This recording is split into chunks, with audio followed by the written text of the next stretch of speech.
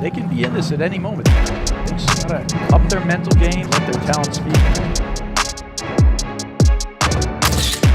Amazing placement. What a shot. That was a Yahtzee overhead. Aspect of mental toughness here that's just different. I like the body language of all four players. Oh, look at that shot! Great hands from Kiro.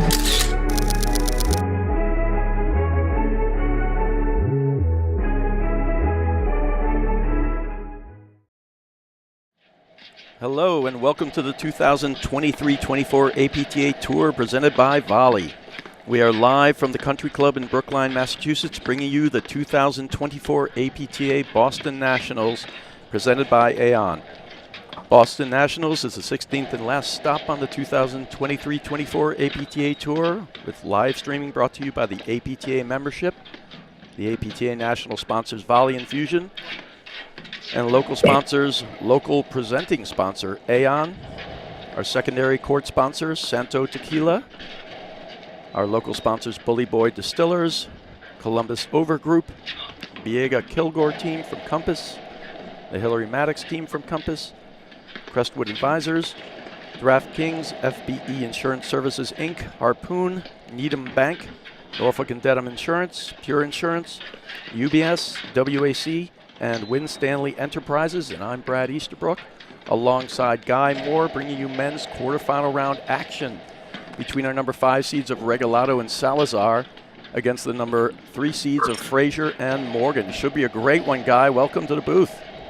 Thanks, Brad. Yeah, this is going to be these two teams.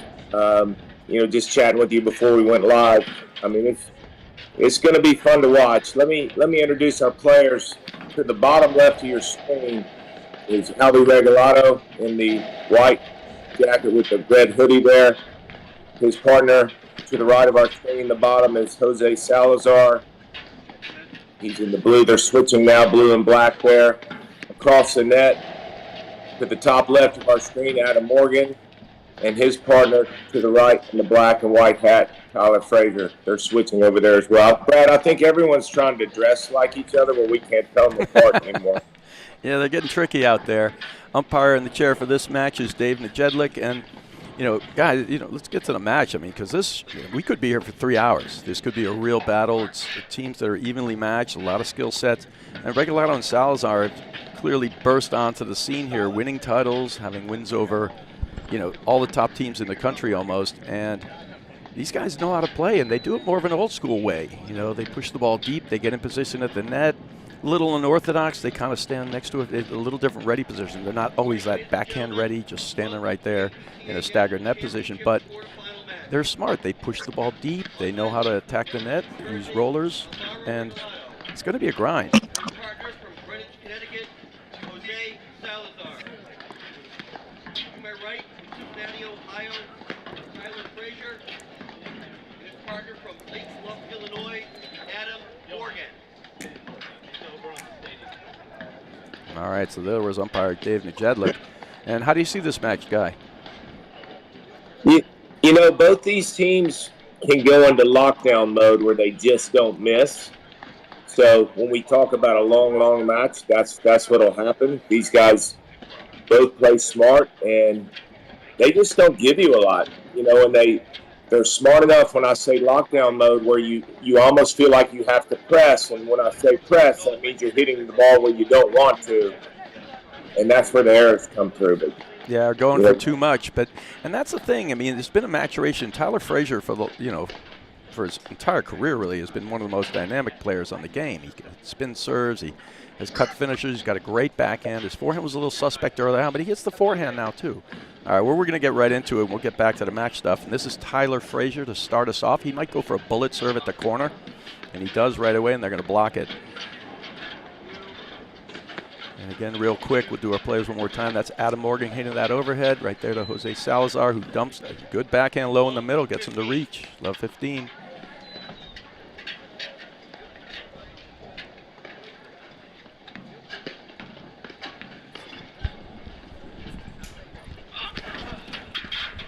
All right, just been informed. Actually, it's Scott Gannon in the chair today, not Dave Nijedlik.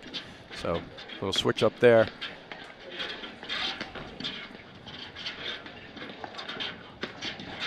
There you see him go to work with the cut overheads.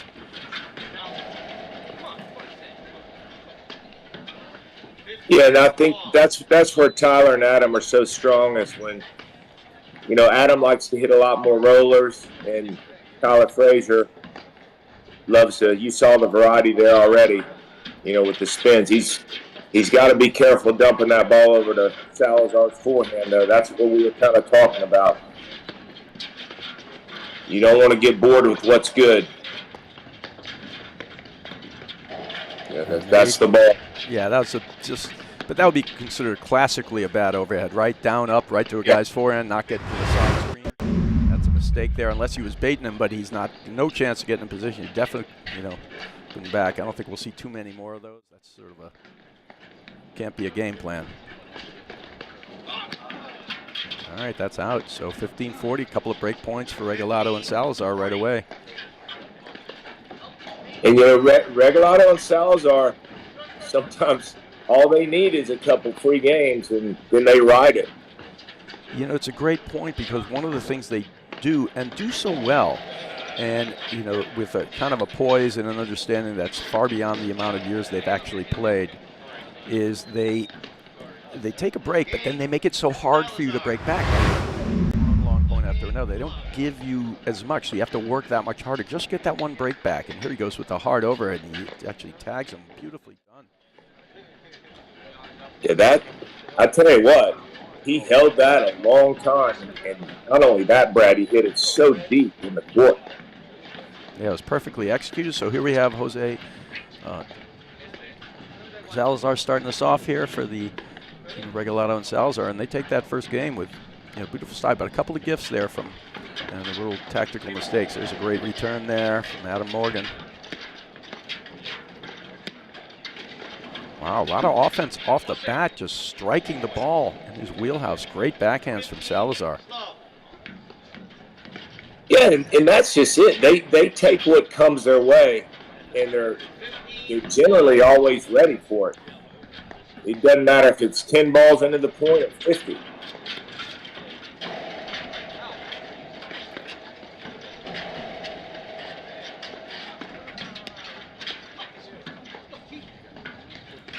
All right, great roller there at the corner. I think he kind of thought about like letting it go, then he tried to block. He wasn't sure if it was going right at the screen. Nice deep roller. Yeah, that's the depth again. You know, it's confusing.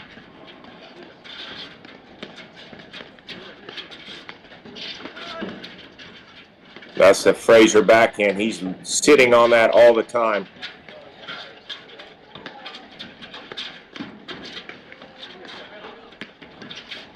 That's great quick lob there, too. Yeah, these guys, you had mentioned it before. We were talking a little off air. Wow, nice shot there by Morgan. Great transition. These guys are evenly matched. There's a lot of even skill sets. You know, I would be surprised if this wasn't a really tight match. Like, anything can happen, but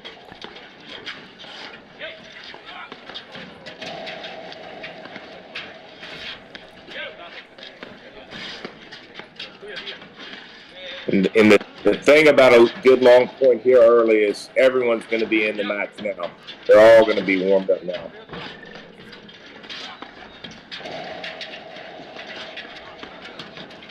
yeah, Fraser Morgan have been just motoring through the draw so far.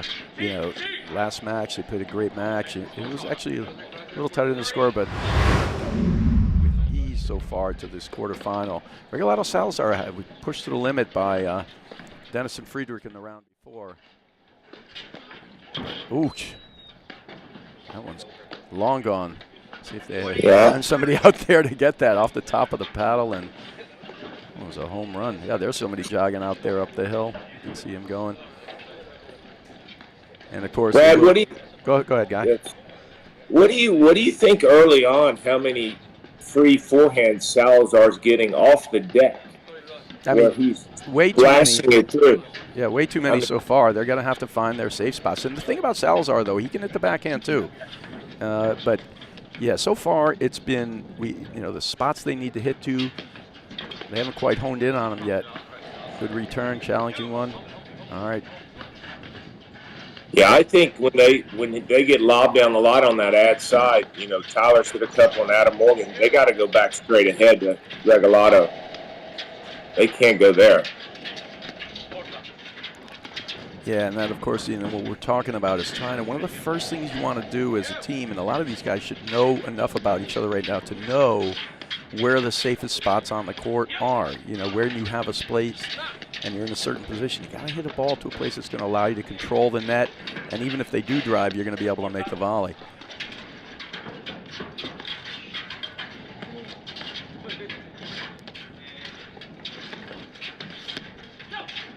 That's a good leave there and a good call.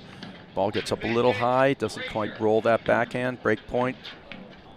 Yeah, I think that's a much better scheme, that point there, eliminating Salazar's forehand, especially when they have to shift all the way across the court when they hit it.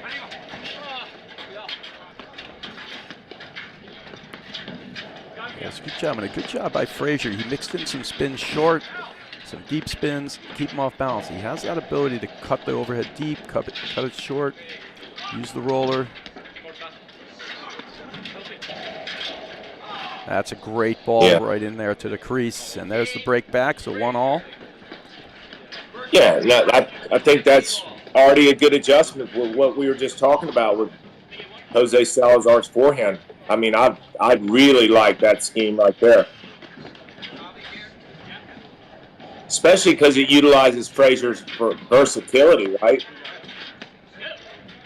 No, absolutely, and that's something Fraser has in spades. The knock early on in Fraser's career is that he would try too many things at too many times, right? And he's matured a lot in his game, added some pieces to it. I mean, these guys, they know how to play slow or fast. They can do it both ways. I expect this match to be very measured, though. Because both the teams are so good, and Regalado and Salazar, they use their length so well, too. Little dink and blitz, all of a sudden they're in quickly, and they've got long reach, volleys.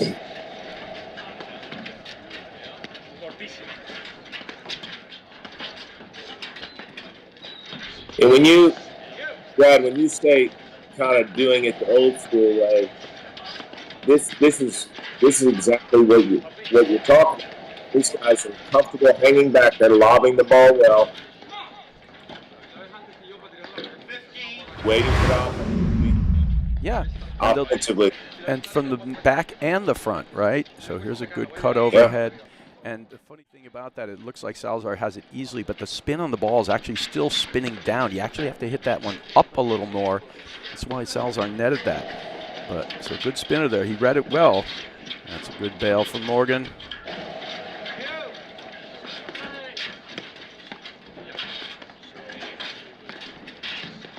See if these guys switch out here. I like the switch between there at the net. Yeah, this is their most comfortable way, and it works best for them because Regalado, his best moves are up the wire and using his forehand into the middle. And he doesn't really hit the backhand that much. Salazar kind of hits it a little bit off both wings. The forehand's probably the bigger weapon, but he'll pick away at you in that middle if you leave it hanging.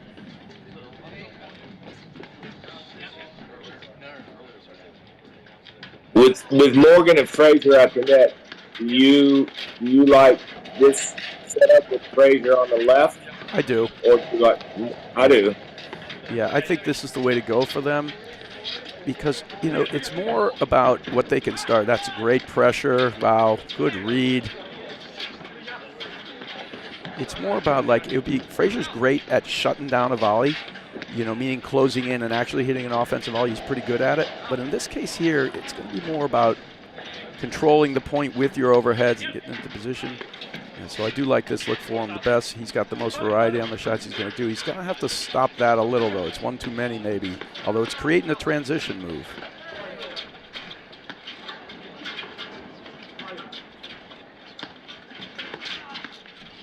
Yeah, and these guys are all in great shape, but, I mean, you have to chase those balls down for 2.5 hours. At some point, you're going to get tired of it. Yeah, that's a good point, Guy.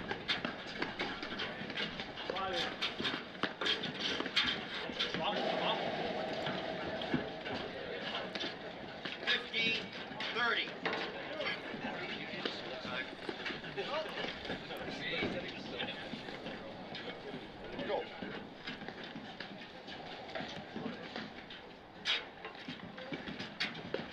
Such a perfect paddle day out there. Cloudy, maybe about 40 degrees.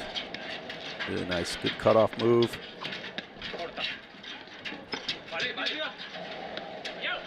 And there's going to be play all day. For anybody who's looking to watch some paddle, we're going basically through to about 7 o'clock tonight. Men's quarterfinals, women's semifinals. Doing it all. Women's finals tonight as well, and then possibly some rains come in. We'll have to see.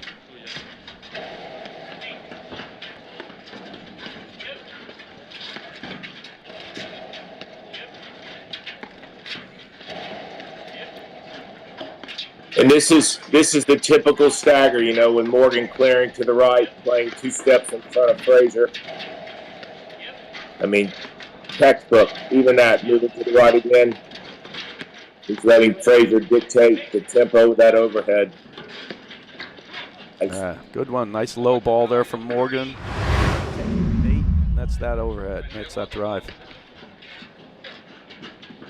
Even though he missed that, I still don't understand it, but I mean, if it's working, it's working. But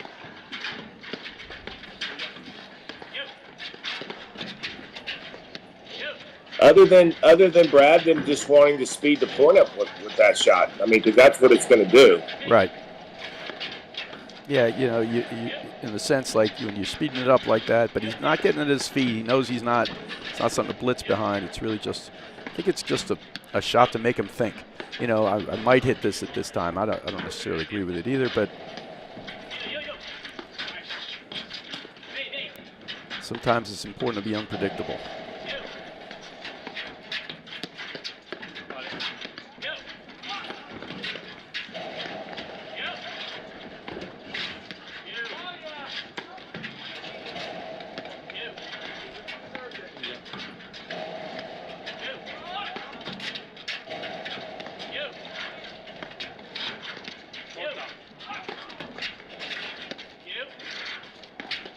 This reminds me a little bit of Mark Parsons and Johan Brandt used to play when they played together. Parsons would be touching the door over there. Clearing.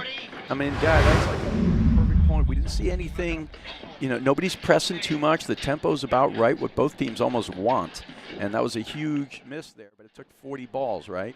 And they finally get a little miss in that middle. For our first hold here, Morgan's got a point for that. Fraser Morgan, nice volley there.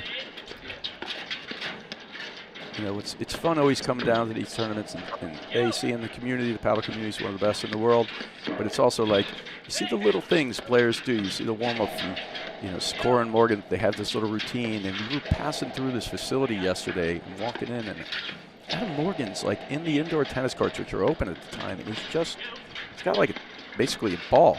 You know, just a paddle ball, and he's just throwing it against the garage, and its garage is kind of an uneven surface, and it's moving one way or another, and he's just going to get it, and he's using it like just this warm-up drill, you know, and it's almost like a moment of solitude and warm-up. It was actually fascinating.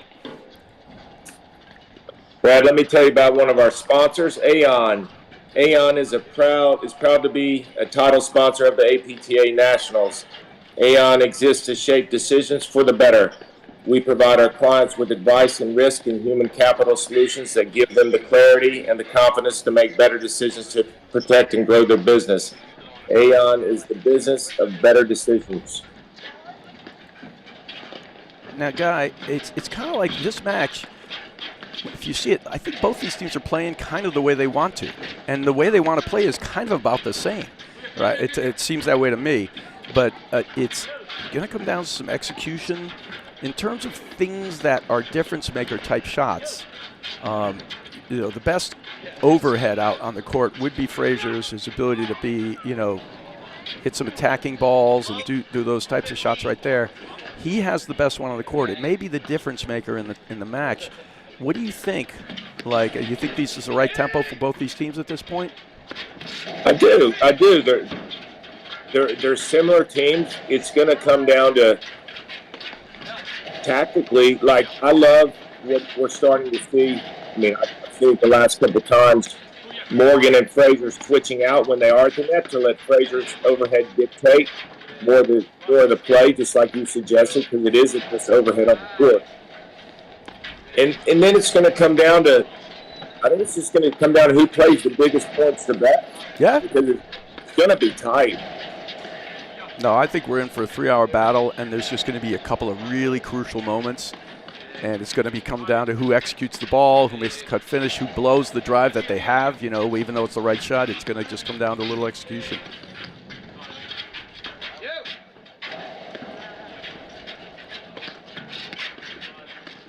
And Regalado and Salazar are definitely experimenting with more. You know, they've been doing a lot of just pushing the ball deep when they need to, but they're bringing out the roller more, the hard overhead. You know, they're expanding their repertoire a little. But what's made them so dangerous on the year is just it's the difficulty of winning points against them time and time again. And then if you throw in a bad error, all of a sudden it's magnified because you throw in that bad error, then you got to go do it again for another 40 balls on the point after. You just got to stay mentally tough against these guys. You don't. And they're right there on you. Yeah, that's what they do. They make you press because they're not willing to give you anything. So you're trying to create when you shouldn't. And another thing to note, the difference between Morgan and Fraser at the net, and we talked about this off air as well. Regalado and Salazar play side by side. You see this? There's no real stagger. And you mentioned their range. You know, they're very good at closing when they think it's going to be a volley, but a lot of times they're both looking for the same ball. Yeah, we did see that early on, actually. You think that's something that Morgan and Fraser could exploit? Like place that ball right in between them in the middle, and they'll both kind of make a little reach for it? Whereas less defined roles? I think if we're talking about a tight of a match, we think it's going to be, one ball at a long time in the gray area can make a big difference. Yeah, even now on the 2-1, a couple of the crucial points, you know, that Fraser and Morgan, and that last game was tight. It was, you know, deuce game. They had a break point against them. You know, you just hit a little cutter down the middle, and they both kind of went for it. A little miscommunication, and ended up being the point. You know, that a huge point. Yeah, I want to see more of that type of lobbing down the line, you know, that causes confusion there. It's just right around the service line area. Or not only that, Brad, something different. Not lobbing as high, lobbing a little lower to those gray areas and then make them fight over it. Yeah, because it gives them less time to make the choice. I understand exactly what you're talking about. It's a great thought process. And that's the level. Oh, my goodness, you work all that way and just hit one wide. And that's the level of thought process that has to go in at this level. And because you're talking about hitting a lower lob, because that's going to be less time for them to make the decision, right? And if they make the wrong one, then they're on top of you because there's no time to correct it. So, you know, you're bringing in a point that's the level of thinking that a player, you know, at a certain level have to get to in order to make the difference, because the difference is so tiny.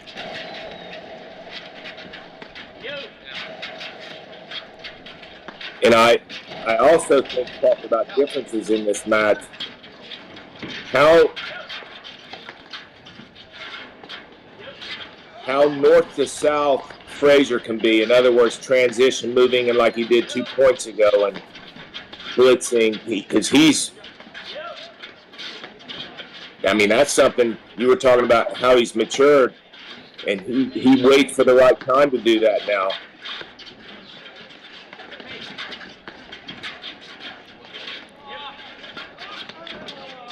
Roller at the crease. Good play there from Regalado.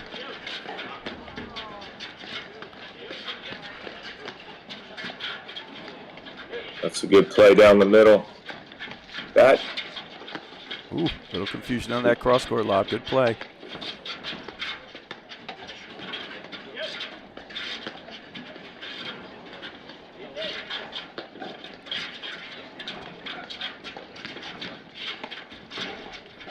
Yeah, that's the ball. I think it's got to go straight ahead from Morgan, because even though he didn't drive the first one, I mean, he's on his heels. They're on their heels for that next one. Yeah, I agree with you. It's the wrong shot. They almost got caught there. It was a good lob scheme, though, from you know, Salazar and Regalado. They did a great job lobbing them, getting them out of position. And you're seeing Fraser start to do his thing. Yeah. Yeah, he's got that backhand that's so quick. And I think there, Salazar thinks he's pushing it behind him, but he's so ready for it. And Morgan's been on top of it too, meaning really solid. They're both locked in mentally. You can see them. They're waiting, they're ready, they're lobbing, but they're still ready to pounce once they hit a decent lob up there. Morgan is clearly going to Salazar's forehand on purpose. Clearly.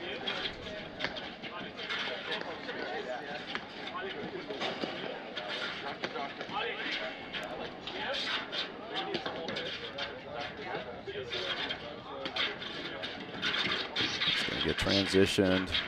Oh, good hands. Wow. Morgan just made a great play. Yep, that half volley he hit was really good. With spin, tons of spin on it.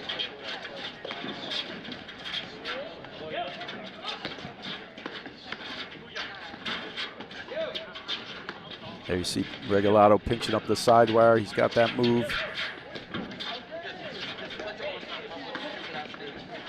I mean, he's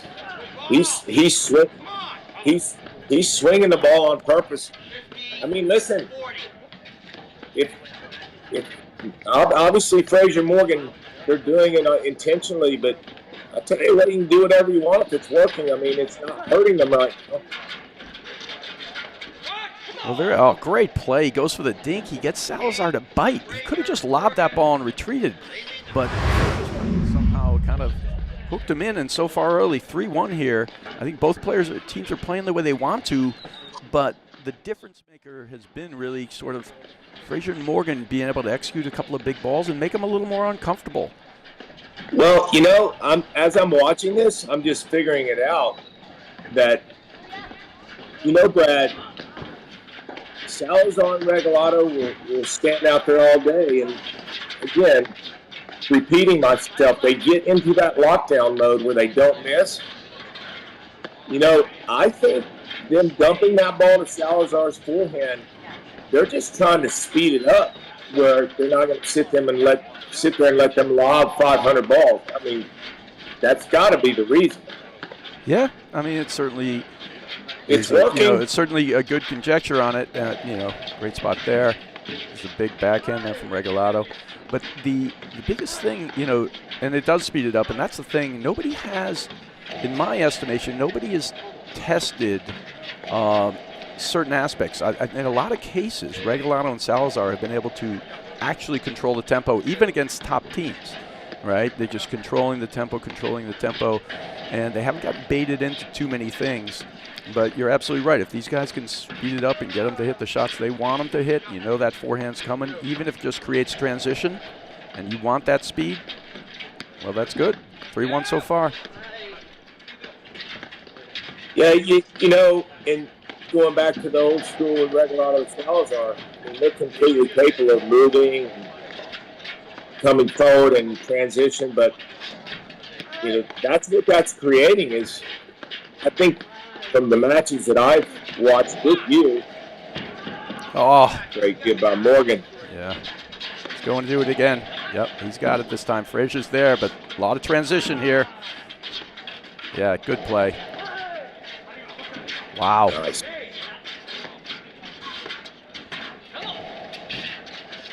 That's well-spotted drives. How many back and forths have we had at this point? Yeah, that's 6 of them so far. Really good stuff.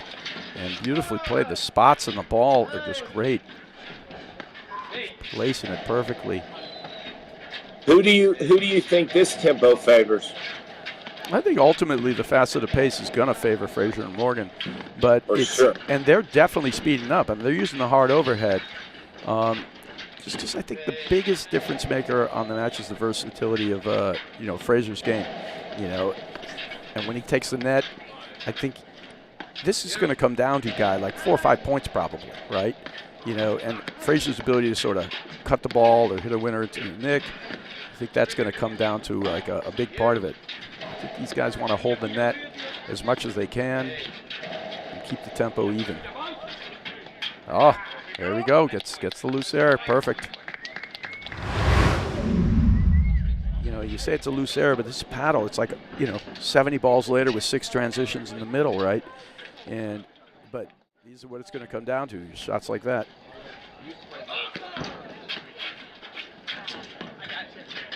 Wow, right on the line with that.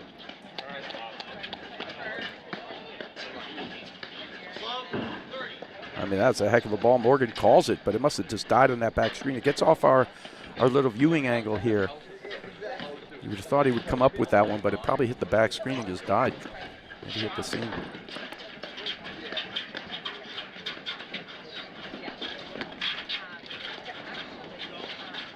Let's see if they switch out here, Brad. I would like a switch at the net. I think they will. It's strange, you know, they sometimes wait a few balls, but, you know, the longer the point goes, and, you know, by them staying for a little while, fine. It's kind of like switching in the backcourt. They change the look and the tempo and the feel of it. And it keeps Morgan engaged, you know, hitting overheads. Yep.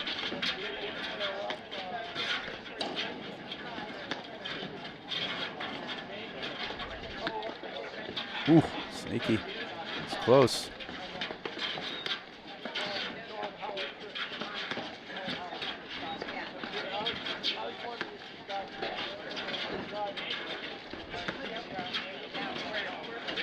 Yeah, they're not afraid to swing the ball from side to side, you know, from Regalado's backhand to Salazar's forehand. Now there's a good read from Morgan. I think that's exactly what they want.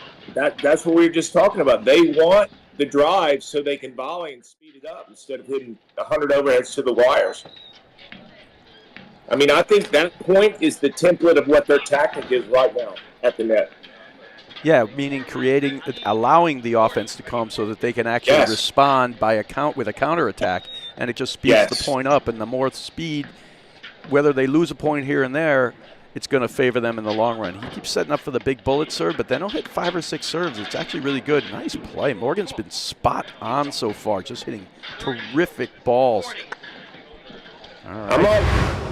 I might reach out to Morgan and get on his training program in the clubhouse. Yeah, that's right. In there. Oh, let's talk about one of our sponsors, Guy. Yeah. Volley would like to after this, yep. Volley's going. Yep. Sorry. We're getting a change over here in a sec.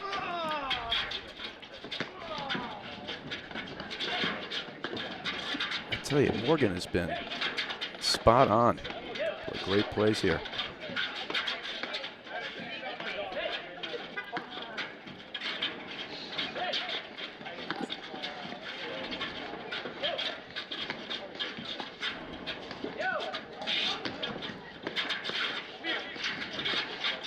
That's a good stick. Yeah.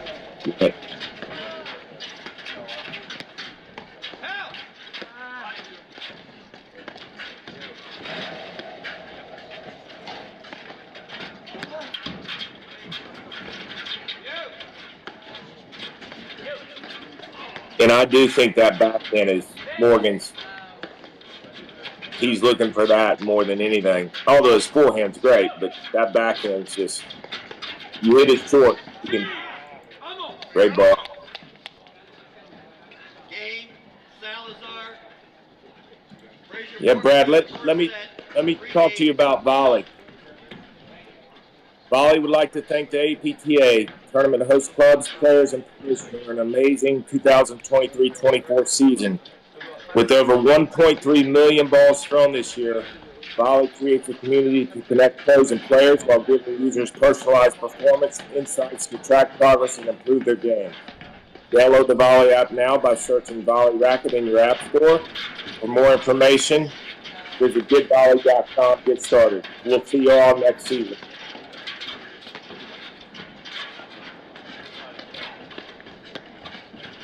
That's a good break. This is good action, though, and really good tactical match. They got their Regalado shirts out there now. Little thing 1, thing 2, and again, that's Jose Salazar to the right on the bottom of your screen, hitting that volley. His partner with the cap on. Regalado. Backcourt, Adam Morgan, top left, and Tyler Fraser. Seed against the 5 seed. This is exactly what I expected it to be. It's the battle.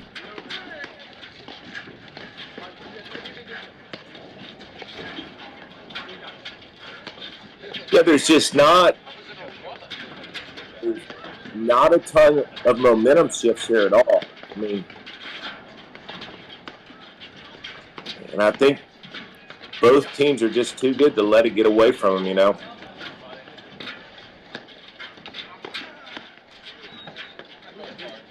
Well, nobody's pressing, you know. Ooh, just wide.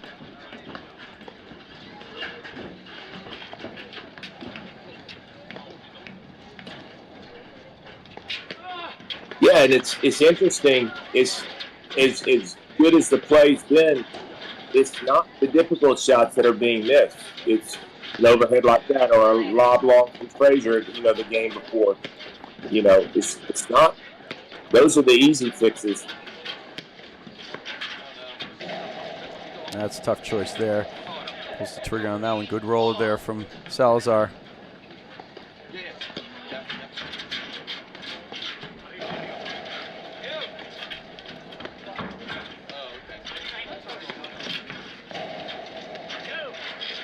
Great recognition from Salazar and Regalado as to when to press forward, when to go back.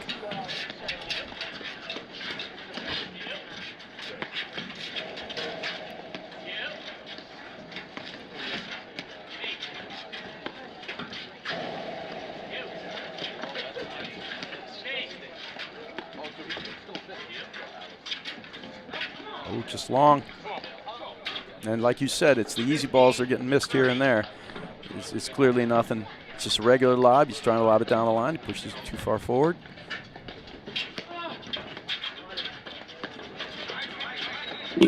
You know, another thought, too, on them playing Salazar's forehand is it's keeping him pushed back a little bit where he's not so ready to jump because he knows the ball's going to come to him quite a bit. So now he's got to be very selective on what he drives because he knows they're looking for it.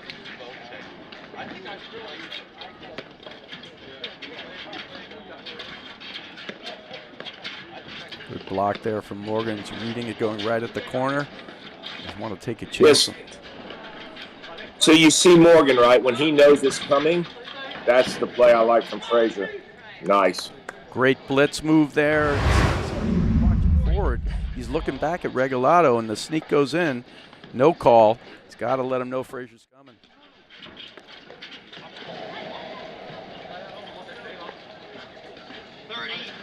It's one of the first misses for Morgan. He's been really rock solid. Look at him pressing forward, looking for the return, but too good a serve there. Hard to return on that deuce, on that ad side for a righty when they're spinning it into the corner, into the side wire.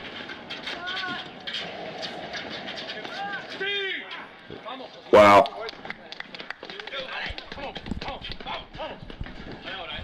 Yeah, that's a great turnaround. They sped that point up. He gets the transition right, slaps it right through the middle. Great shot. And in transition, you know, that ball's got to go to the middle where they can get up there, get organized, get in position.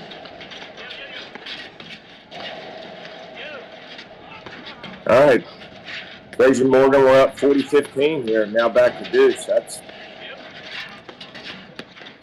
the poise that we talk about with Salazar and Regalado. They're just playing the point. He goes so hard over it. He makes a great shot in transition. We talked about it's going to be a question of execution, and the ability to kind of make the shot in the moment. There, he hits the hard overhead. They rip it back, take the net, but he makes that transition ball and he forces the error. He could have easily, if he missed it, it's 4-2, right? So good job by them. It's just going to come down to some execution, as it always does, right? Yeah, Fraser Morgan want to, by design, they want to play a match that has more speed to it. You could see that.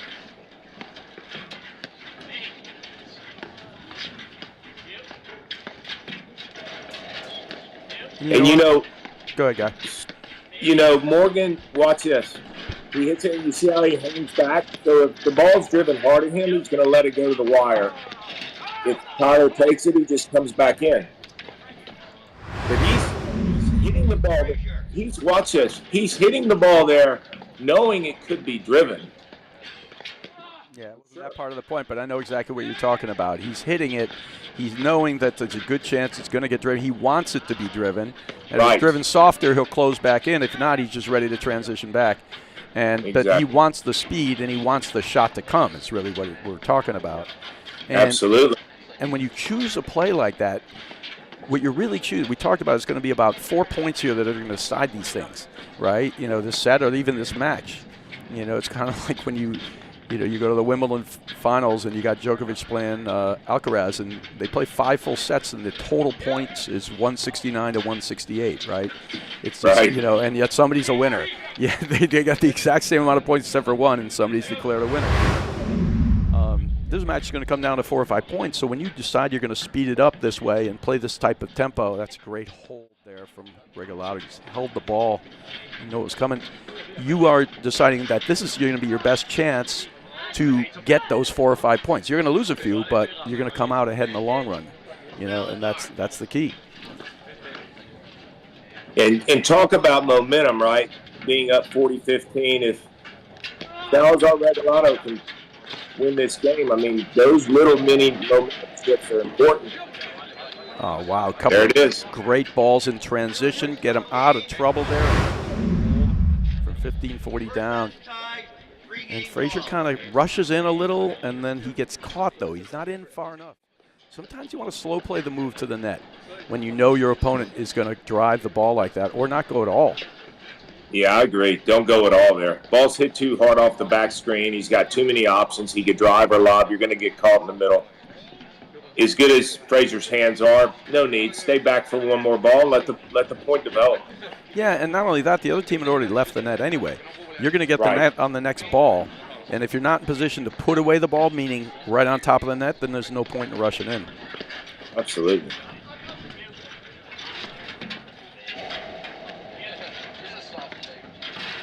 All right, let's see if Regalado and Salazar can take advantage of that. That's, you know, you have Fraser Morgan up 3-1, and now it's all of a sudden 3-3. It's to go up 4-2. Yeah, there are a couple of big balls in transition there. Well done.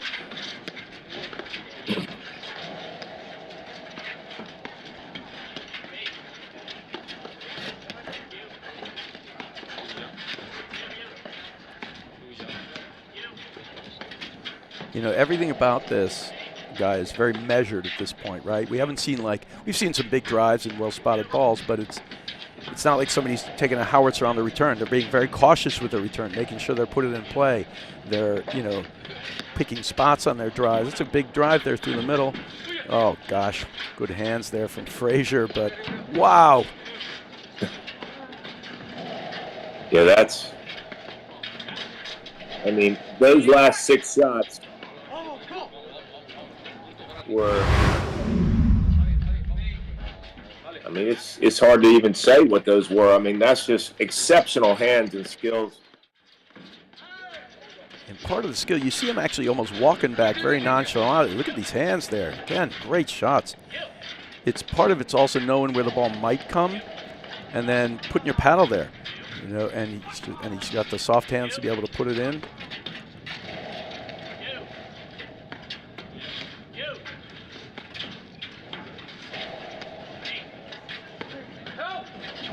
Great help call. Good shot at the crease. You know, in the sense that they're swinging the ball like they are, again, side to side, if you know what's going to happen, you'll see both of them. It's just, they're looking for it, but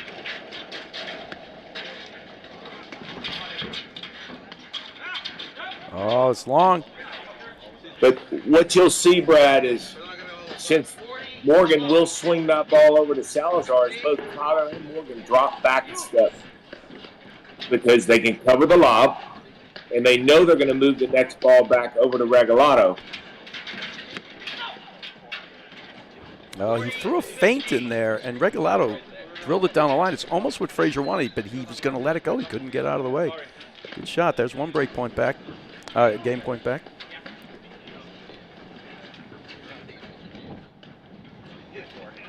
Fraser Morgan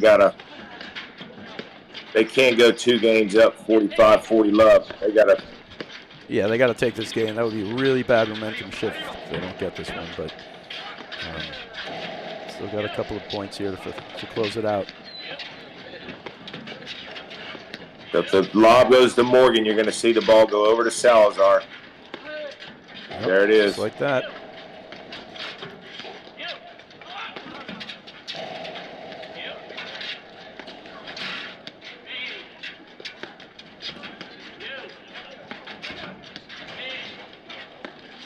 So, see them both hanging back at the same, right near that service line.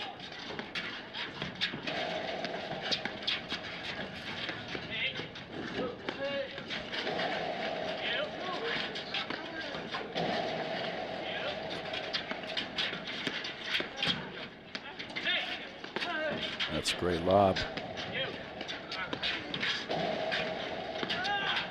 Wow.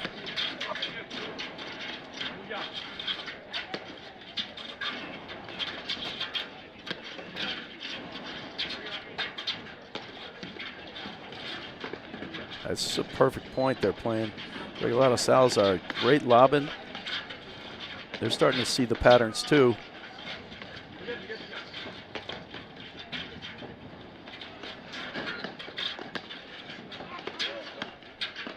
I'm looking for Morgan and Fraser to create something where Fraser can blitz in here. I think that's what they're trying to set up.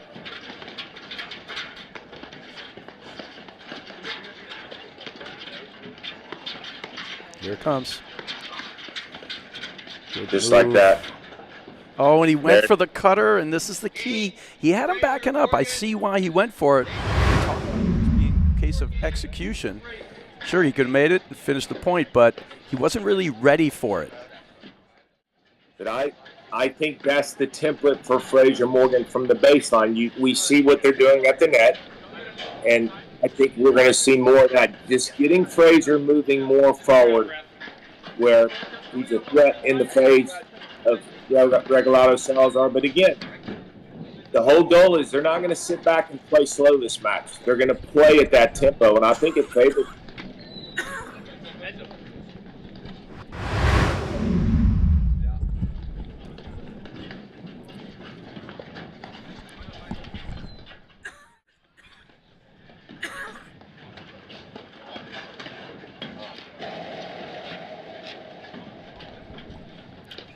I'm back from my coughing fit. And then, yeah, and you're right. And even though Fraser didn't get an offensive volley there, the fact that he presses forward is doing its job. It's speeding the tempo up to something else and actually causes, Regalado to make a poor choice. He tries for an offensive shot. Things get speeded up. And when things get speeded up, your decision process is speeded up.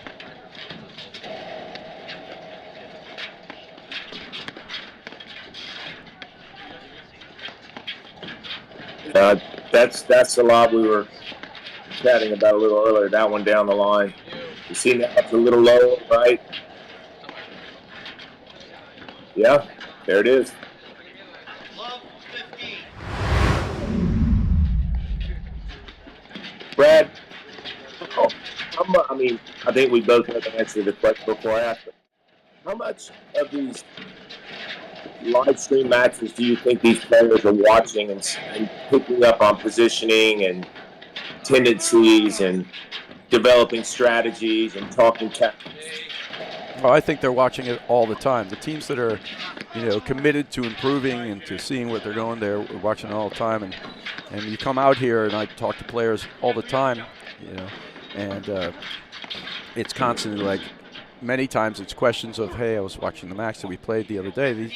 It is a resource and a tool that players in the old days had no idea. It's so different being in the moment of something and then going back and watching it and seeing something firsthand. It just makes a world of difference in the way you can start to educate yourself about the best way for your team to play and educate yourself about your opponents, what their tendencies and tactics might be.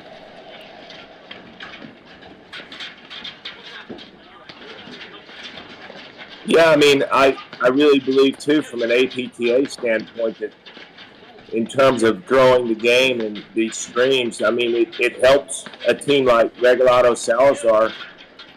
I mean, with their talent and skill, get very educated on the game early because they have access to all the streams and can watch. And I mean, it's huge.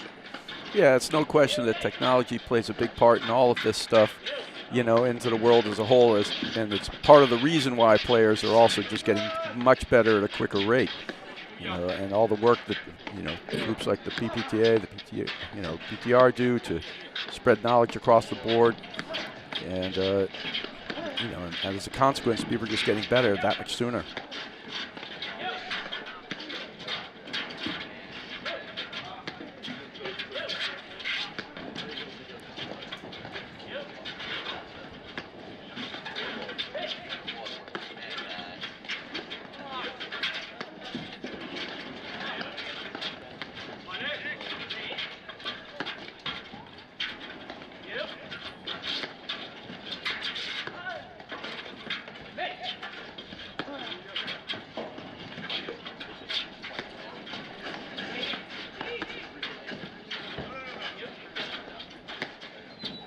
They're going right in there, one ball after another, and then a quick one over to Regalado.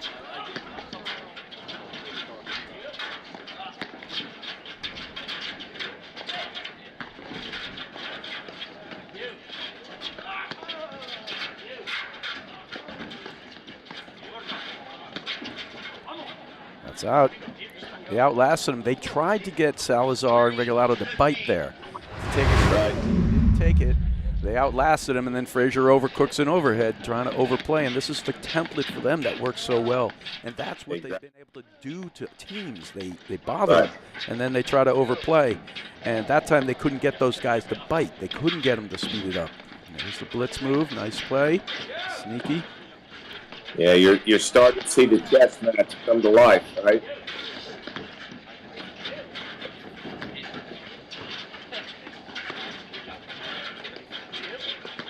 And, you know, this is just a different mentality we're seeing in the last couple of years.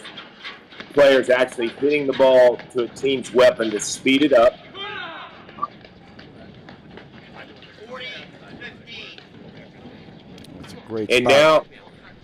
now that Salazar's lobbed so many, he can catch them when he does decide to drive instead of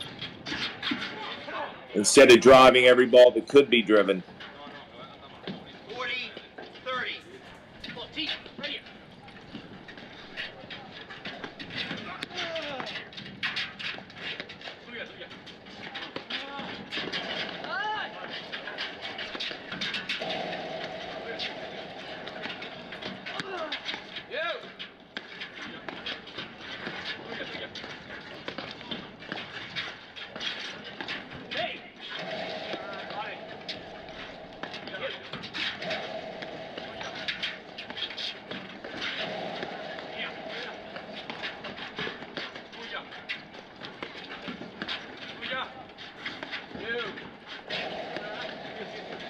Well, Brad, the first set's about like we thought it would be, going on almost an hour, right? Yeah, no, this has definitely got the potential just to be a 3-hour, you know, tactical battle out here.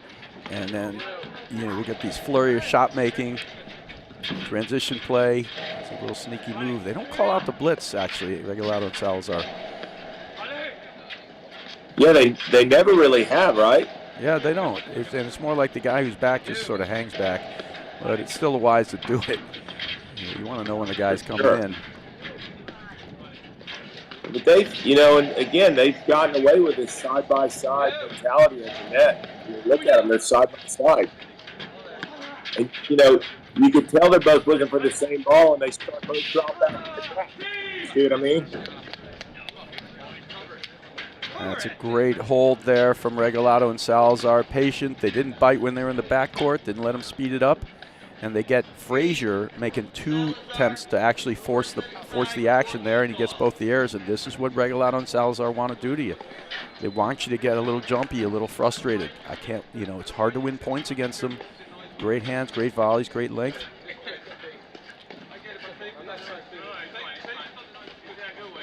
Not sure what they're talking about on the court there.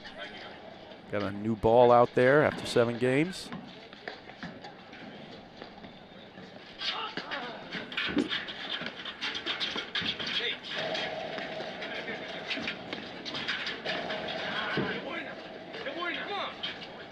That's a great ball there. I think he rolled that into the seam, and it shot to the right on Fraser. No play for him there.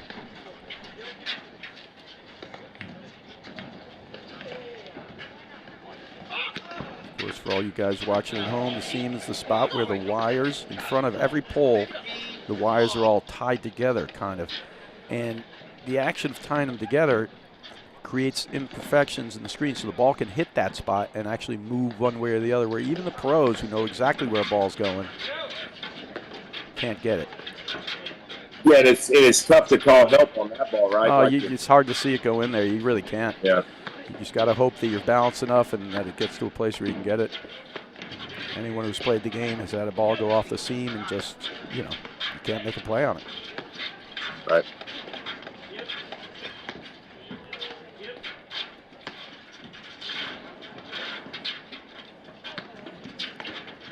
And it's funny, we do talk a lot about players hitting the ball at the crease, but it hasn't gotten to a point where players really aim for the seam. It's in a tough spot.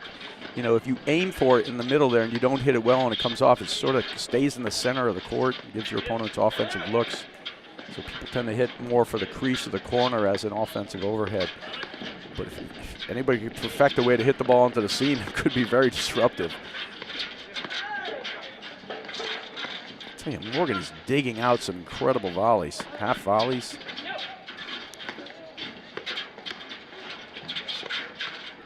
Not that one. Yeah, Salazar's done a great job of not giving him what they expect. He's made some good changes, and like we said earlier, he's lobbing balls that can easily be driven, so it keeps Morgan and Fraser a little soft.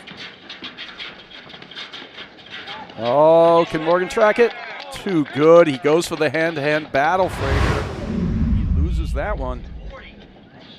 He stands here brazenly, goes right back at him here. He has the option to hit at the open court, and he gives him the hand clap. So, he knew what he was doing.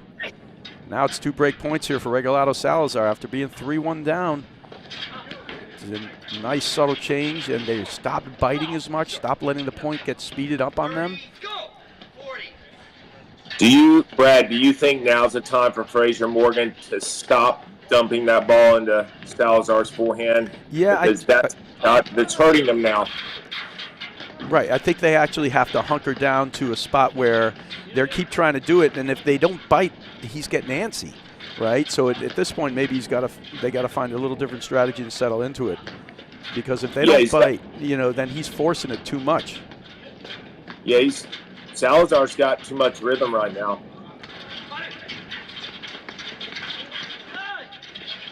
And even there, that spinner is just designed to create this transition here. But they're playing super solid, Salazar and Regalado, and that's what they've done all season long. And no one's really cracked a good code to be able to just carve these guys up. They've had big wins. They've of course lost, but nobody has a code yet to be like, okay, we're going to carve up Salazar in the corner. I'm going to hit some low cutters, move him here. These guys just keep plugging. It's hard to win the points.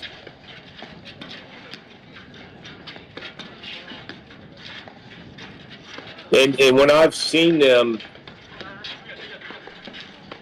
lose games or matches, it's because it's very uncharacteristic errors from Salazar Regalado, and they just don't do that much. Right, it does that because every team is not immune to getting pushed into zones where they overplay or press, or it's tough to keep a strategy time and time again and keep that discipline.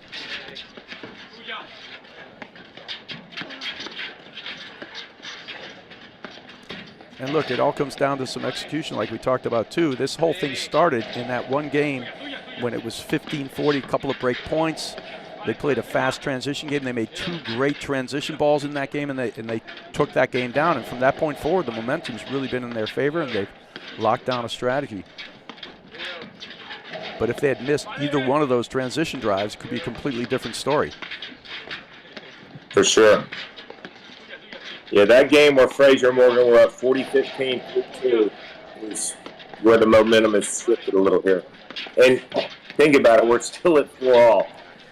So. No, you're strapped in, guy. You should order some snacks.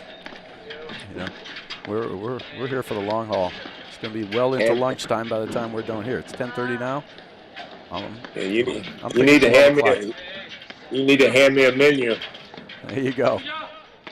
I'll send you a nice fruit basket. Couple flowers. You get some flowers too and a nice card. Cause, you know, you've been a good man, guy. Just to show my appreciation. Oh, that's just a great spot on that drive. Look at these volleys Fraser's making. Oh, wow. Yeah, the soft hands you have to have from volleying from the deck. I mean, and not leaving the ball up where the next one's in your chest. I mean, amazing. Yeah, that's incredible, actually. You're right. And so he's actually reaching for the ball off to the side doing it as well. Just the fact that he didn't eat one of those balls was actually pretty phenomenal. That lob Fraser hit, I think that's a good move.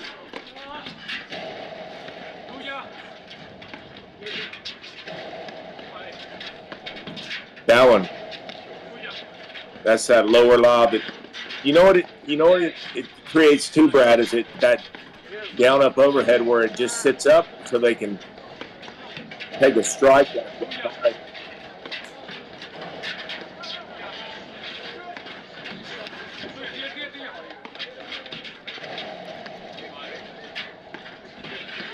You know, it's getting to that moment in the match where it's 4-all now.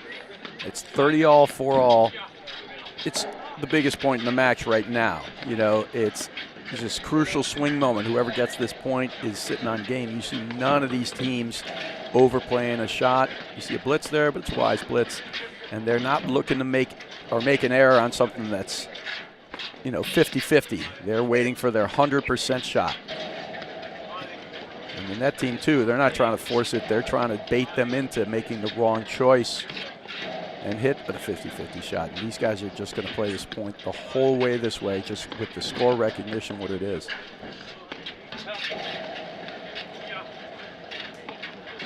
And, you know, points like this, Brad, and we've seen it, can come down to who catches a nick and seam. Absolutely. It could be that. It could be who pushes the trigger and just gets tired of it, right? And it's like, I'm pulling the trigger. And then it's a question of execution or not. This is, you know, we've seen this point time and time again, these crucial moments where you know you don't want to make the error. You know, no matter what and how much the game changed, it's still an error-driven game. Yeah, this point right here is Regalado Salazar 101. This is exactly how they like to play.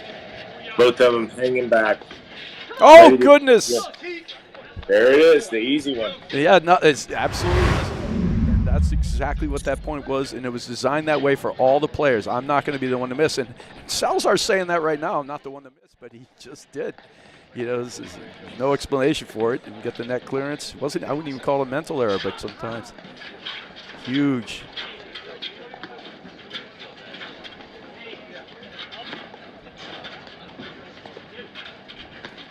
I think you see Fraser Morgan win this game. That's another little mini momentum shift. And, you know, when you have teams so evenly matched too, Brad, you don't see big momentum shifts. You just don't. I mean, the teams correct quickly and they don't let the match get away from them. Yeah, I mean, this whole thing has just been these little moments. And it was that moment in the 40-15 game. Maybe that point right there is absolutely a huge moment there where they're playing the point they want to play and he just dumps an overhead, you know. And it's just like we talked about the execution. That's a good move from Regalado. He's got it. There's zero problem. You got to go with shots that you own. He didn't make it. And now we got game point here for Fraser and Morgan.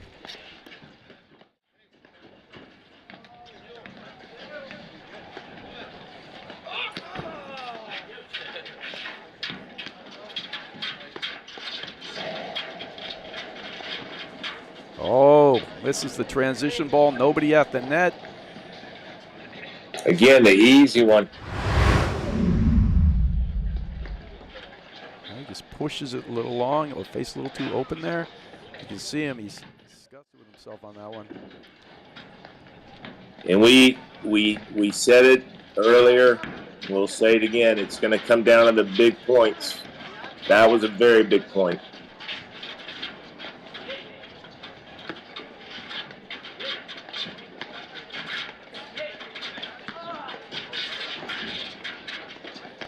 That's good lob use. You see him placing that ball cross court down the line, making a move at the net. This is really good lobbing there from Salazar. Great control of the net team. And then he misses that little drive.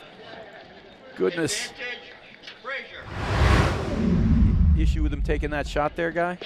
Absolutely not. Yeah, it's just like right now we're seeing exactly what we're talking about. It's just going to come down to these moments of execution.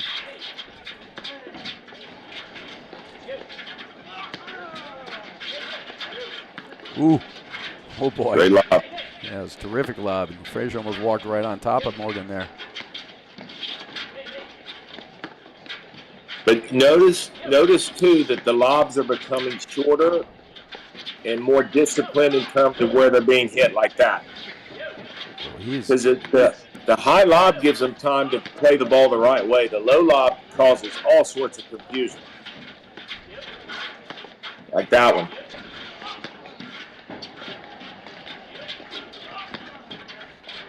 Just trying to hone in on that corner there.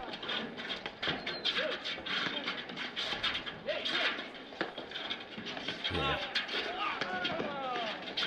They're gonna stick with going to his forehand. I don't. Well, it worked for him in the beginning. It helped him get to that 3-1 lead, Guy.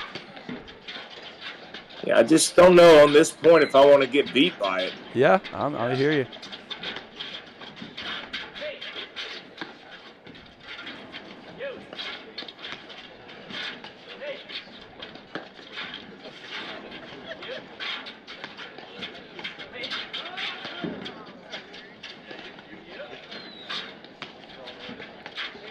And I don't want Morgan and Fraser to get confused on what they're doing here, because when those balls are lobbed in the area that's causing them to not be sure whose is what, and then you dump it over there, then the ball's coming back quick, you're out of position because of the confusion.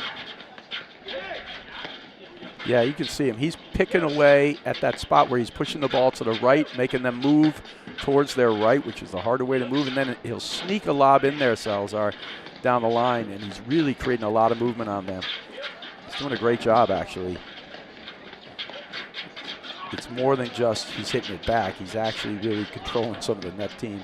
And these guys, he's trying, Fraser's trying hard to find a spot to make them miss, but nothing there. They're lobbing too well. And that's the move right there where they're getting confused. Yep. And I think we've seen it more this season than before. You know, take a Graham McNerney over in that forehand side. That's why he can play with so many different people and be successful, because his lobs set the stage for absolutely everything from a team perspective. And that's what Salazar is doing right now. Yeah, and he hasn't taken one swing. Nice move. He's going to volley that out. Great point there from all the players. And a great job from Salazar and Regalado, just staying completely disciplined. Waiting for the right moment. He catches him off the net. Good blitz. But the entire point tempo-wise was controlled by Salazar there. Yep. And he didn't bite on anything, didn't overplay one of the shots, didn't let him speed it up. He kept controlling it with a lob. And they let Regalado have the blitz at the end there.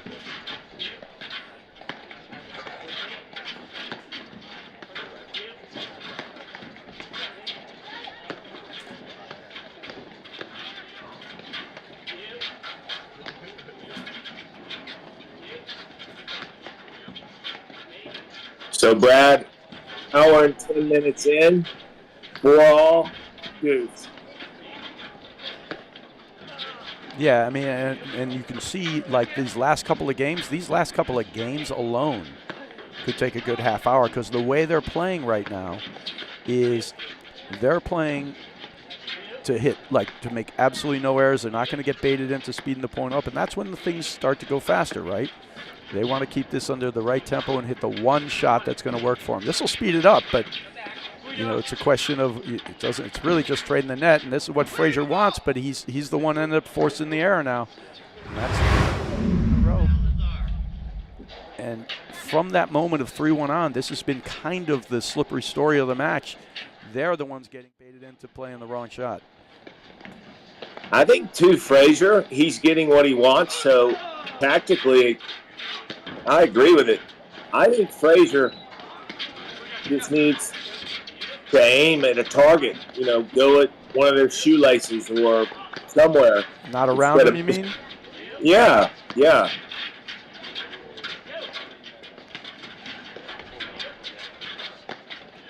I mean, because both of those volleys he missed, he could have gone directly at them when they were backing up.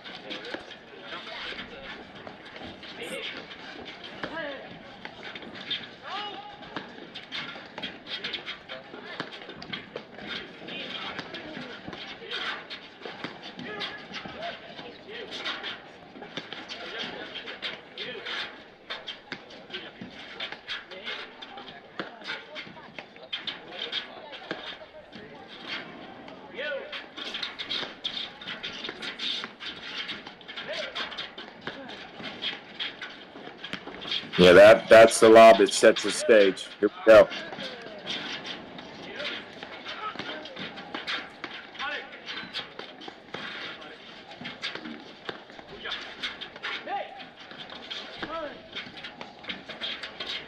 Same spot, same confusion.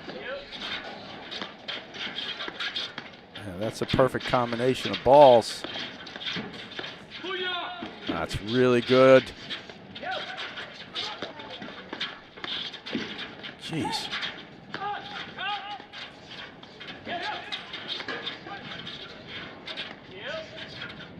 Yeah, give yourself a little break, Regalado. Yeah, he played those points beautifully, though. Lobbed the ball, cross scored, snuck up a wire, hit 2 or 3 drives, and he got up the stretch 2 or 3 times. They're making incredible volleys. You know, Fraser and Morgan, they're just popping it in there, but just one too many, and a tremendous break from Regalado. They take a 5-4 lead. And Guy, you know, was there like outside of that 15-40 game where they got it to 3-2, it's sort of been just a nice slippery slope where you can see Regalado and Salazar controlling the tempo, controlling the action. A few too many forces there, and they're up 5-4 now after being 3-1 down. Yeah, and I've seen them win sets like this and play sets like this so many times. And they know when to slow it down, and they know when to play fast. And what's winning the match for them, even though it's 5-4, I mean, it's neck and neck, and it can go either way. But why they're up 5-4 is because they are controlling everything with the lob. Yep, controlling the tempo in the backcourt. They're not getting bid into speeding the point up on the other team's term. They're speeding it up on their terms once they make the right type of move. And you can see that point indicative that they did it 3 times in a row. It took them three moves from Regalado, and they executed each one perfectly before they finally got the win. You know, it was unbelievable.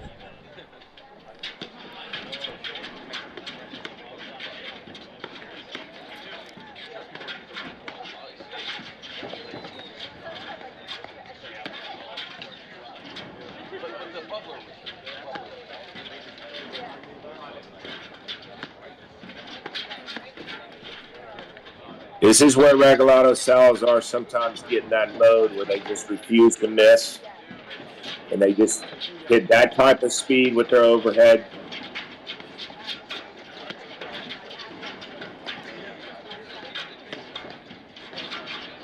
Oh, right into the crease. What a beauty.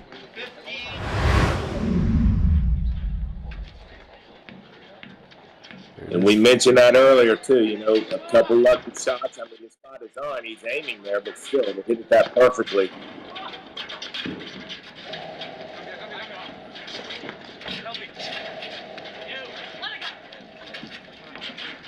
Let it go call from Morgan. Ball lands on the line. Or transition back. That's called out and confirmed by the umpire. So 30 love, 2 points from the first set for Regalado and Salazar. Have their traditional, they have these shirts, Regalazar, combining their two names. Pretty cool. And a guy you played a lot of years, and you never once had your own, team uniform name. I did not, but I have one now. Oh, I got it. Well, all right. What is it? I'm going to bite. Well, you'll have to. I'll show it to the next time you see me. Perfect. That's a great shot. After you send me my flowers. After the flowers come. Perfect. Yeah, more and a nice card. Oh, that's already on the way though, so you can just tell me. You can do this multitask here. I got my phone. 40 love here. 3 set points, and these guys really turned it around, found the right tempo, controlled it with the lob, and here they go. This is what they'll do to you. They're going to bait you into playing, and they want you to go.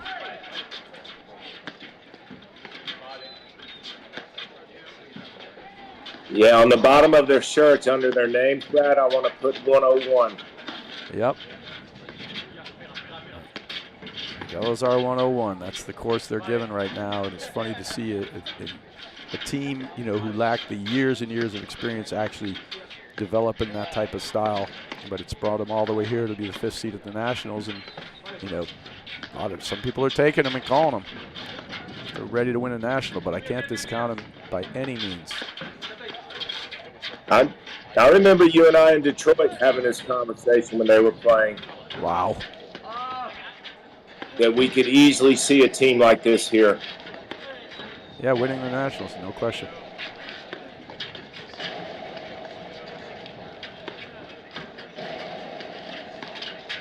Do you think tactically the way to beat them is to do the same thing to them that they do to you?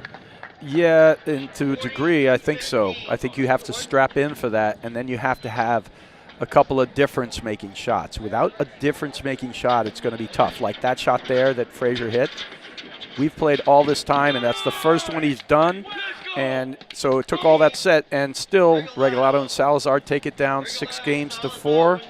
And we'll be back to the APTA Tour after these messages right here, presented by My Paddle.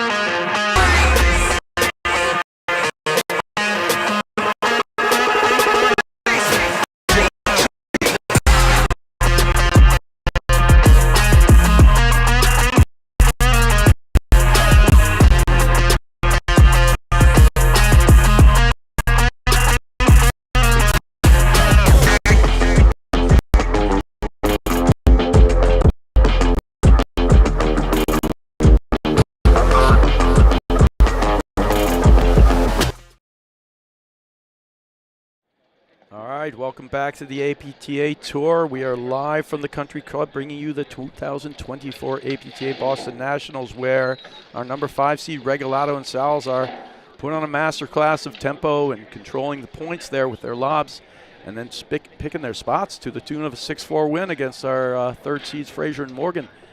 Guy, it was really impressive stuff. Just their poise and their recognition of how to. They're early on, they were biting into the tempo, speeding it up too much, but not in a way that they were controlling, in a way the other guys. Then they dialed it back, didn't bait in to certain shots, and they started controlling the points with the lob and picked their own spots. I mean, yeah, I just think that, Fraser and Morgan, I mean, they are one of the smartest teams on the tour, but you got to recognize no matter what's going on in the match when the tempo's starting to go the other way. And I think that they've got to – I'm not saying they can't go there at all, but they can't let Salazar just stand back in that corner and keep them guessing if he's going to hit a forehand lob or a drive, because that lob down the line created really good looks for Regalado, and it caused a lot of confusion for Morgan and Fraser. Well, it was actually the combination, too. You're absolutely right. But he would hold it, and then he'd push the ball off to the left side of the court. And then he would get both Fraser and Morgan moving back for that ball. Then the next ball, he's pushing it to the other side. Now he's got them both a little out of position. Not one guy right on top of the net getting ready to cut off a volley. And then, Regalado gets his look, and he's stuffing it and making a blitz behind it. And it was just done to perfection there at the end. Well, the thing that I think a lot of us don't realize enough is the point could go another 10 balls, but you still lost the point because of the ball you hit 10 balls ago, because you were still scrambling. It could be 5 more balls, 6 more balls, 10, I don't know, but you could tell in a point when you hit the ball in the wrong spot how the team is controlling and moving the other team around at their will. Yeah, there was no question that in the end there that was happening. Fraser and Morgan were scrambling to go get a ball and then scrambling again. And then, we talked about difference-making shots like the Fraser overhead, but he cut about 20 of them. Most of them just sped up the point. Only one time did he actually get a winning shot out of it. So there wasn't a lot of difference-making there. And it didn't end up that way. In the end, it ended up with Regalado and Salazar controlling the overheads and picking their spots beautifully, and just playing like a seasoned team. So 6-4 here, and if this thing's going to go 3, I don't know, guy. 1 o'clock. I could see this thing going 3.5 hours. Easy. We got the tournament directors going. I think the ladies' finals are going on. The semifinals might be going on at 12, but they're going to have to move it to a different court or something because we all know how these matches can go. And I think do you see a way where they're going to turn this around outside of course, Regalado and Salazar, just starting missing balls randomly here and there? Do you see a way where Fraser and Morgan to be able to turn this around without really committing to grinding? Can they just decide, okay, I'm going to carve up Salazar. I'm not going to go into his forehand with that guessing ball, but I'm going to hit a long, low slash in there, and we're going to see if we can put him in the washing machine. If they can do that, maybe they can turn it around or turn the tempo. Otherwise, they're going to have to strap in. Yeah, they're going to have to strap in, and they're going to have to stop hitting the ball where they're getting hurt the most. We already just talked about that, but Regalado and Salazar don't give you anything. So, yeah, it's what we just talked about. You're going to have to make them feel like they make you feel where they press some. But, Fraser's spin, he's getting no freebies. And another thing that you're going to see a little more of is what you saw that ended that set. Regalado has a very good drop shot.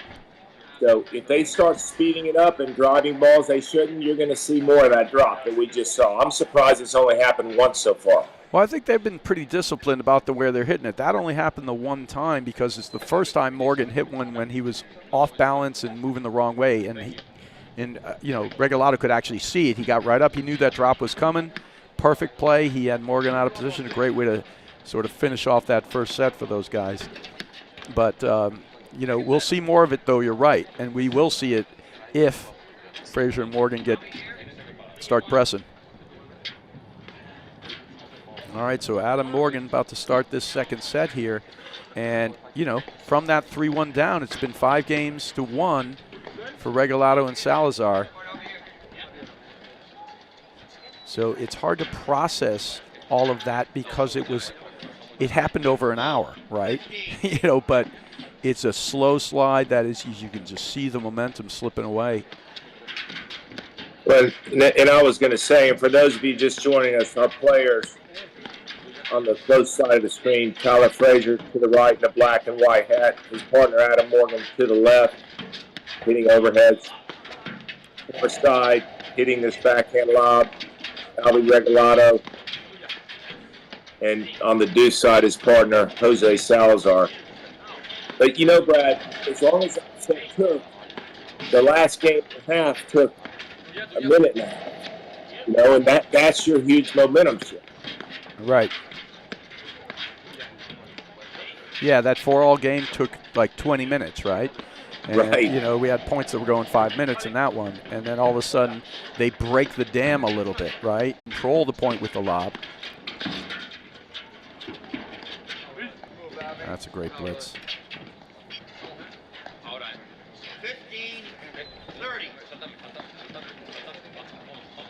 And it's not that Regalado and Salazar cannot speed up the play or play a fast blend. They just did there. A classic return low with a blitz volley behind it. They can. But what their special power is recognizing when they need to lock it back down. Yeah, I agree with you. Absolutely. And they play in spurts like that where they do what Regalado just did there. And 40, 30.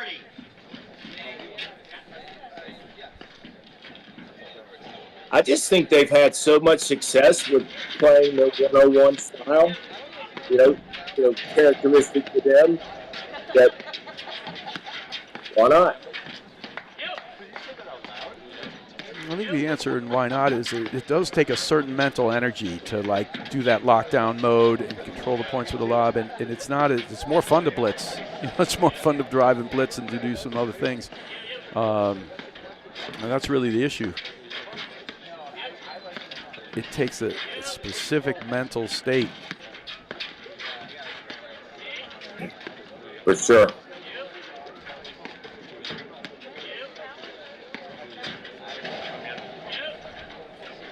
You know, too, and Fraser Morgan come out here after just a first set war and win this first game, then you feel like you're obviously winning the second set, but it doesn't stay on your mind as that first set, you know. You just bounce right back in terms of momentum. That's a great dig there from Salazar. I like that long cutter behind Salazar, though. I like that shot. I think he should use it more. He's constantly trying to, you know, when they put it over there, it's more Morgan just kind of sitting it up a little bit more. If he hits it long and low and through, and I don't think he's been able to get. Has he gotten Salazar, Regalado one time in that backhand corner? With any I don't think so. Not once. So solid defensively, the guys.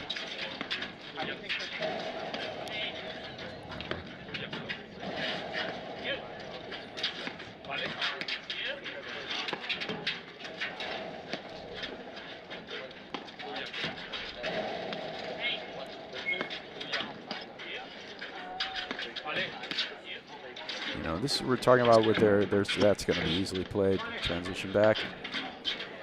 Their superpower is this one. They play in this game 3 points where it's all blitz and they're down 40-30, right? And those points are lasting, 5 seconds, right? And then the score gets to an important point. Now they're locking it back down again. They're controlling it with the lobs, and then they're transitioning in like this. So it's what they are just so good at. And all of a sudden now it's deuce. It's how they turned it around in one game. And that miss by Morgan is so not typical of him, but they can lull you into having a little less energy because the points are so long and the overheads are so neutralizing. Yeah, you're absolutely right.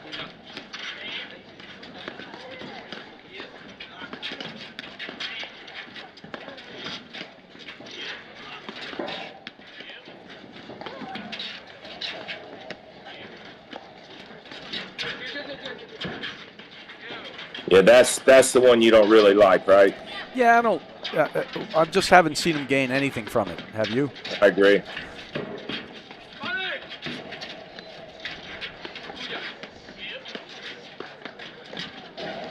It's not fooling them. They're not getting caught. It is a way to speed things up, but in general, they're just losing the net. And it's not really doing a lot. Rather see him hit that long and low through Salazar, get him to start moving more, but and he's just. I think Fraser's getting frustrated. For sure. And here we go again. So they played like those 3 or 4 fast points. Now they're back into this lob mode, and now they're winning, right? So there's just 3 points in a row. So.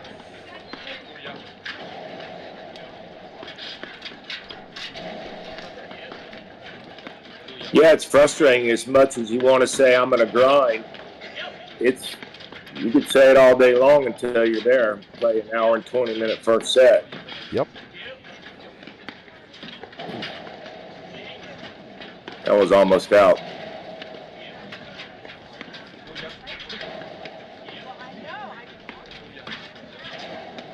I'm interested to see, too. I mean, I do love that lob down the line like that because it creates a transition or the shift and move and lack of positioning. But you start getting the sense that Fraser's getting frustrated, maybe lobbing a little bit more, you know?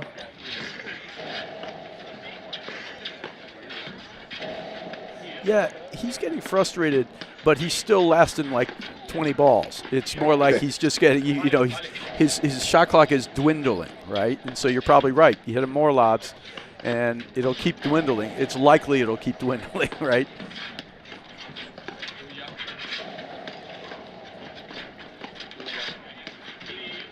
Yeah, when you have the variety that Fraser has in his overhead, you do want some freebies, but there's not any freebies over there.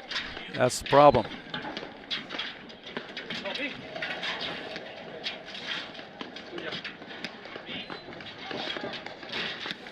Yeah, they don't even miss returns. Like, if it's a tough return, they just lob it back. You know, they're not going for the heavy return.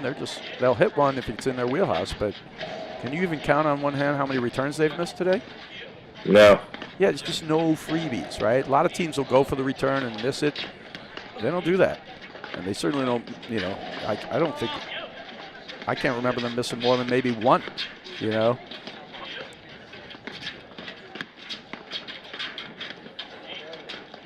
And you could see that they're driving for one reason, Brad. That's to make the next lob better.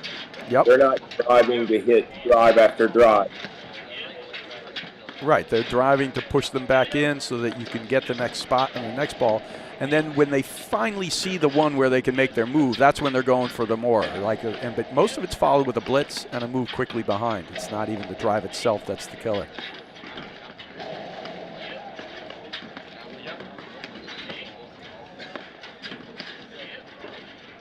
Yeah, here's the lockdown.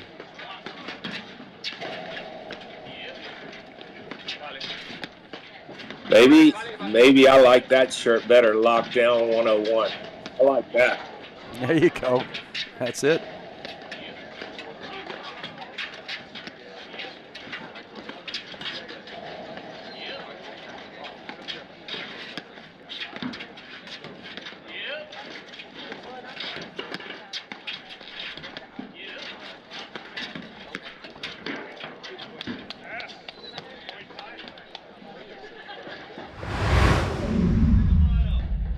I mean, just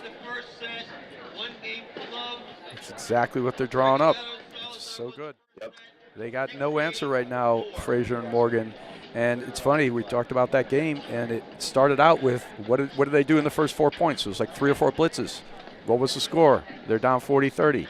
What happened at 4:30? Lockdown. What happened at the end? 1-0 Regalado and Salazar. You know, they just don't have an answer, Fraser and Morgan. They don't know how to be able to speed it up with control. There's two things about speeding it up. You might want it to go faster, but if you can also be out of control if you're making it faster. You want to have control and better point, opportunity to win points. When you speed it up yourself or you're giving him a ball to hit, he's still the one hitting it. You're not always in control, right? But you're getting the speed, but you're not necessarily getting the result. Yeah, and when they go into lockdown, even if the point is 50, 60 balls long, like that was a really long point, you see the first real opportunity Regalado has, he makes you pay. And you saw how big a spot and space in the court he could drive to. Well, that's because the lobs created that high percentage space. It's 100% by design. Yeah, and Regalado does a great move where he pitches up that side where he's very good at. He's tall, long, he's got the quick release, all the things you need to do to make that move happen.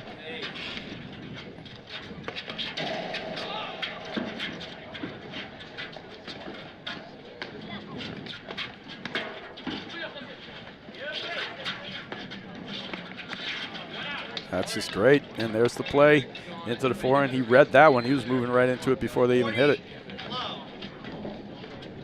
I think Salazar hitting that hard ball straight at Fraser. He could care less about giving that. Look how many points they're winning from the baseline.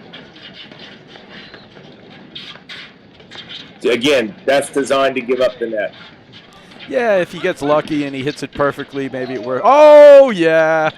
There it was around the post, the OTP. And he hits it the way you're supposed to, about 6 inches off the ground. Slap shot down the line. Fraser gives him an applause, but they're lost right now. Yeah. Fraser Morgan are lost right now. Yeah, they're playing into what Regalado and Salazar want them to do, and that's basically they're pressing. They're trying to win points. Yeah, but that sort of up floater thing that he's done, it's like a 0% at this point. I don't know why he's not going to a long cutter.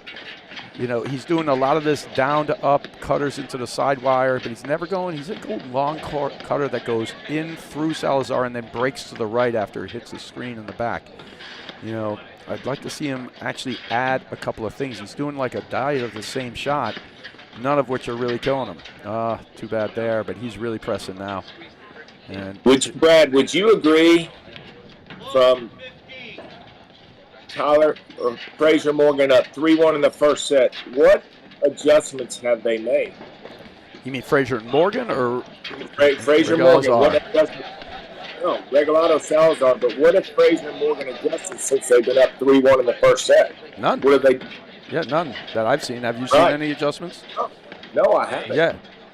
And it's not even adjusted. It's no answer. It's like the thought isn't there. Like, I'd like to see them have a little conversation, you know, like, hey, here's what's going on.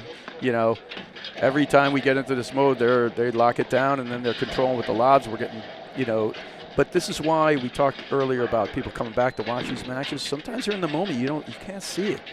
You can feel it. There's no way they don't feel this. I mean, I know they're feeling this slip away. In every way possible, it is slipping away. And right now, maybe they're just trying to stay calm, and maybe they think their best bet is to hope that Regalado and Salazar somehow, you know, everybody's not immune to losing it a little. You know what I mean? Like they start making some mistakes, and then your opponents make some mistakes, and then you're right back in it. You know. Well, you know, it's interesting you say that because you could try everything. Adjusting, and then at the end of the day in the match, you know what your only hope is? That they just stop playing as well as they have. Yeah, or they kind of like just go off the rails, right? You know, and we've seen teams do it a number of times, and it's one of the things you have to say to yourself when you're up. Look, we're doing this. We've been winning this way. Let's stay this way. It's easy once you get up to be like, hey, let's do something else. This is cool. We got this thing. We're doing all right. And then you start doing something else, and you find that you've lost your way in what you're doing. And immediately, you know, the other team's making a comeback. So it is the most common thing in paddle. You know, I mean, there have been, or a team just starts playing better and you have no answer for it. And even national finals, you know, from back in the day, I remember. I think Stulak and Anderson, their first final, they were down like 6-love, 3-love, just missing balls right and left, missing balls right and left, you know, faulting, and the other team's just cruising, and then they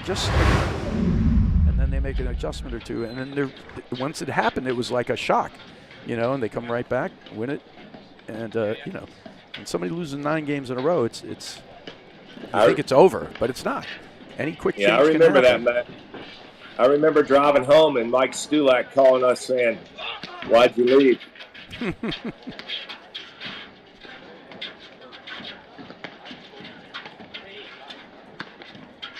Yep. Cochran Marino, 6-love, 3-love. Yep. Oh, gosh. Great move. And right now, it's almost like, let's talk about one of our sponsors really quickly first, and we'll get to it. Yeah. 3 games to love. They won the first set, 6 games to 4. Yeah, Brad, let me tell you about Santo Tequila, helmed by Sammy Hagar and Guy Fieri, pronounced Betty. Santo Agave forward additive-free tequila is made for those who believe that life is best when it's lived out loud. That sounds like Hagar. Tequila, yeah, those Cabo Wago back in the day. Now he's got Santo Tequila. It's a man who knows his way around the agave plant. But yeah, so at 3-love now, it feels like all the air is like right out of the balloon here for Fraser and Morgan. It's like, it's going to take some monumental mental effort, or just just a bit of a meltdown from Regalado and Salazar. But it feels like the air's left a balloon here, from Morgan and Fraser. They're going to have to find a way to get some energy, and that'll help right there. Great strike there from Morgan.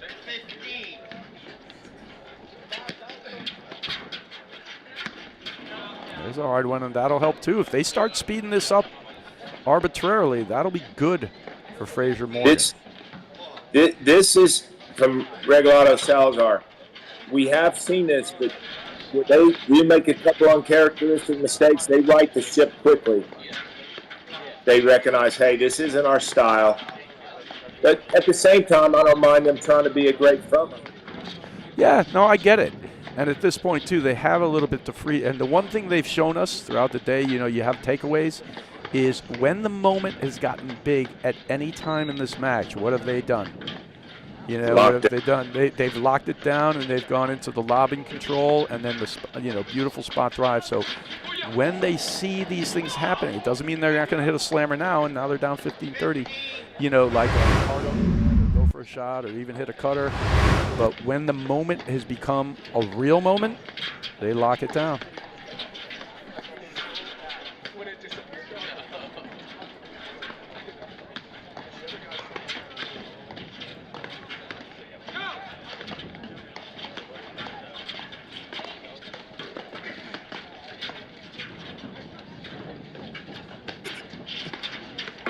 Oh, God, what a stretch volley there.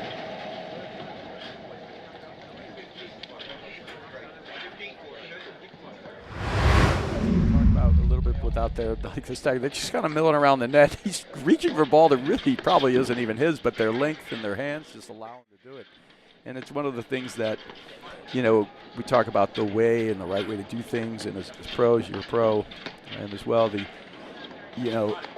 for guys at a certain level, you got to do what you can do. And one of the things that separates you is that you have the ability to do things that are out of the norm. So great hands there from these guys.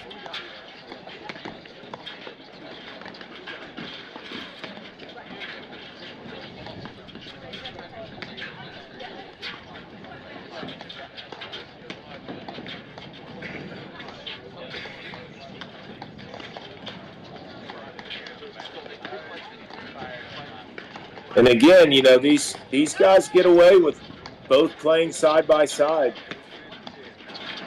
And that volley by Regalado, I mean, that's why they can get away with it, because he can reach. There's going to be some confusion there when you're next to each other. Not in that typical stagger, it's two righties. You're gonna see that, Brad, right? Salazar having to hit a forehand volley when that. If Regalado was on the net, that would 100% be his.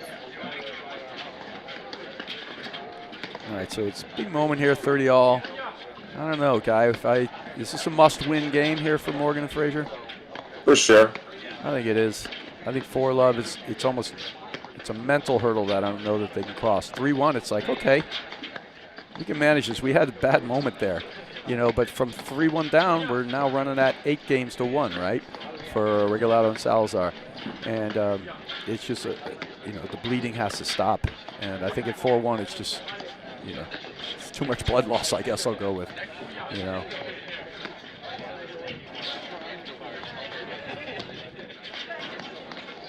And this is one of those points where I don't want it to happen to any of the four, but the easy ball gets missed, not the hard ball.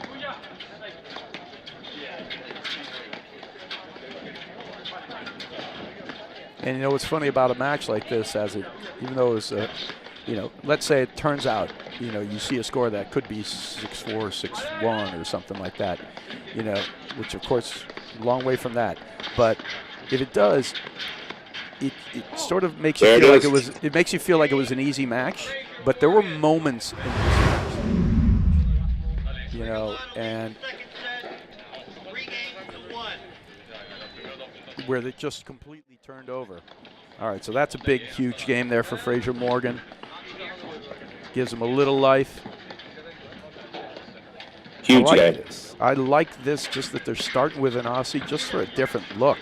Even if it doesn't matter tactically, and they haven't been really getting killed, you know, by the Salazar return. It's just a look. Change, but that he gets the error there. Makes him reach on the volley. Great forehand. Yeah, you know, Brad, you bring up a really good point. I mean, neither team has done what typical paddle matches are. There's not a lot of free points within the first 3 shots. In fact, what's happened more than anything, instead of first volleys being missed or serve returns being missed, is, I mean, it hasn't happened hardly at all, but it's just a fault here and there, you know? Yeah. All right, so 15 all. Missed blitz there from Regalado as he makes the move.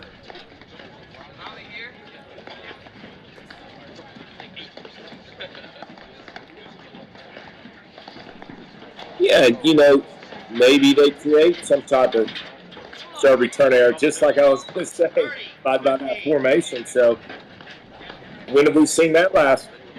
Yeah, very rarely. I mean, I still can count. I think that's maybe 2 or 3, but this is actually like, are you starting to see like where there's like a possibility here for Fraser and Morgan? And is it really coming from their play, like the great shots they're hitting? No, it's come from the fact that it's a little bit looser finally, maybe, from Regalado and Salazar. I mean, we're a long way from that. But if they get this game, it's a little bit of a thing. The one thing that you mentioned before, too, is that Regalado and Salazar they're still playing with house money, and whenever they've gotten tight, they just have gone into that perfect mode.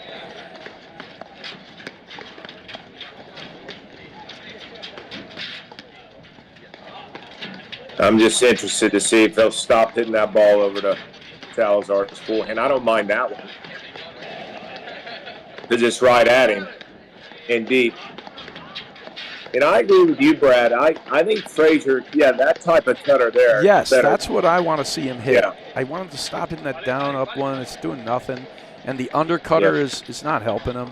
You know, it'd be one thing if you were hitting it intentionally to put it right in front of the net and actually finish the point. He's just cutting it. You know, and it sits up. They easily read it. You know, they're up there taking the ball above their waist. There's no gain. You know. Yeah, the one that, I mean, if he can slide it and maybe catch a board or the post, you know what I mean?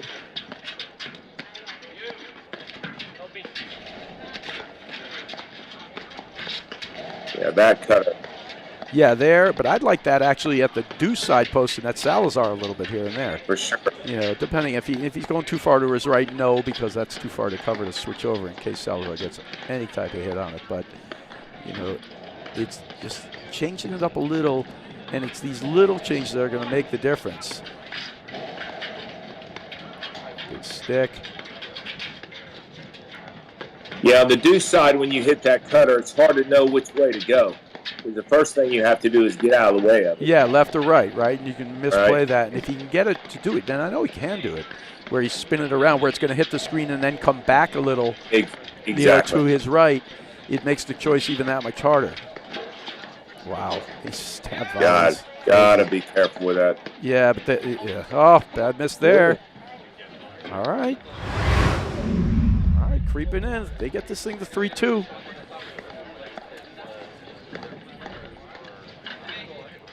And this is what they want. You know, this is the slight change in tactic and the slight level drop from Regalado and Salazar, right? Talking about giving nothing. That's a good return there. And the pressure actually from Regalado is what caused that miss. I think Morgan can make the volley, but he knows Regalado's right there if he pops it up. Tries to make it too good. Yeah, and Salazar's got to do what he did so well the first set, and that drive the lob. You know, when he drives one to set up that next lob again. Because that, you know, he was decisive with that. You know, the forehand error he made before, he was like, should I lob or drive? And we all know if you're thinking about driving, you better lob.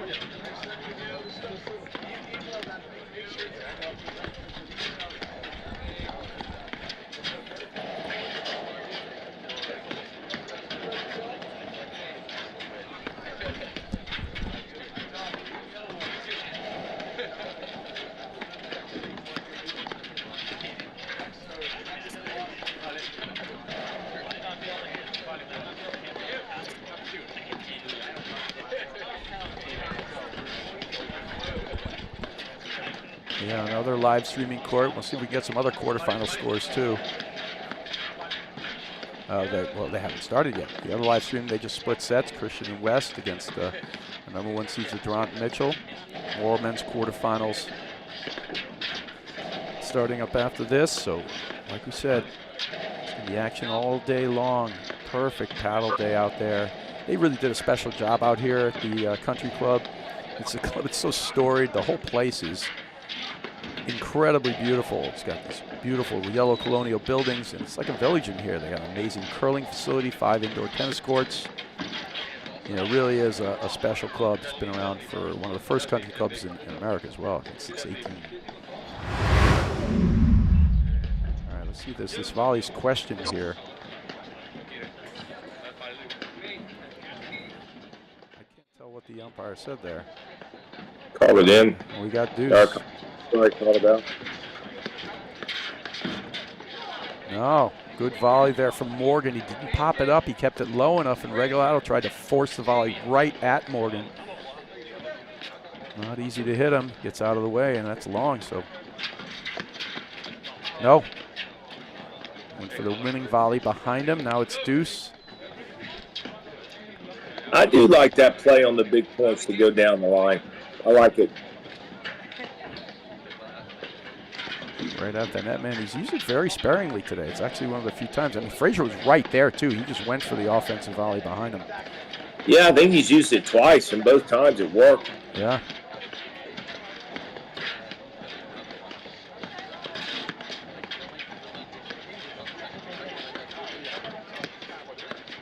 See if he lobs this now. There you go.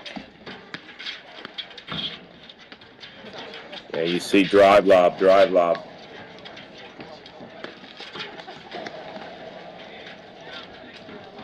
What a great lob again.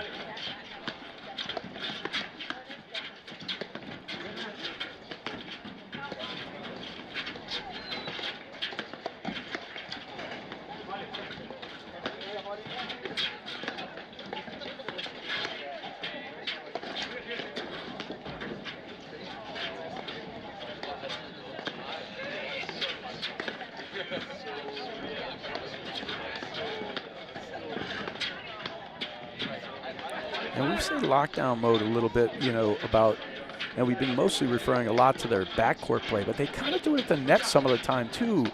You know, Salazar and Regalado, they just push it back, keep it deep, and because they're just pushing the overheads and they're using them a little slower, gives them just more time to get back into position. Then you take your drive, but they're generally just right there. You know, so you really have to stick it to make them move, to make them miss, you know, because they get back. And we were talking before about how, you know, Salazar was, and, you know, Regalado and mostly Salazar really from that deuce corner be able to control the points with their lobs. That's a great little slap shot there down the line. But have we seen Morgan and Fraser be able to control the points with their lobs at all yet? You know, I almost feel like it has to go the other way because of the positioning from Regalado and Salazar.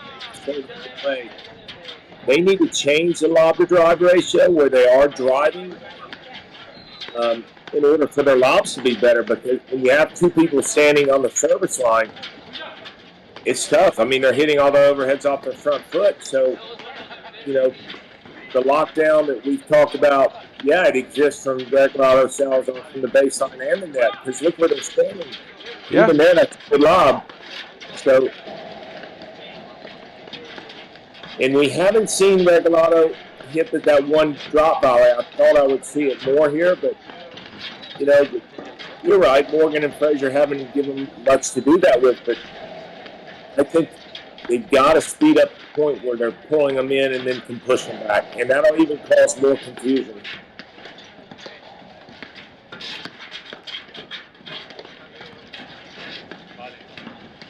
Add point here for Fraser Morgan. I mean, they win this game, Brad. You're right. They're right back in. Yeah, I mean, and they're fighting for it here. It looked like all the arrows out of the balloon, and then there was just a couple little subtle level drop there from Regalado and Salazar. They can't put it away. That's their third game point here. Still not there. That was a tricky. He does a great job.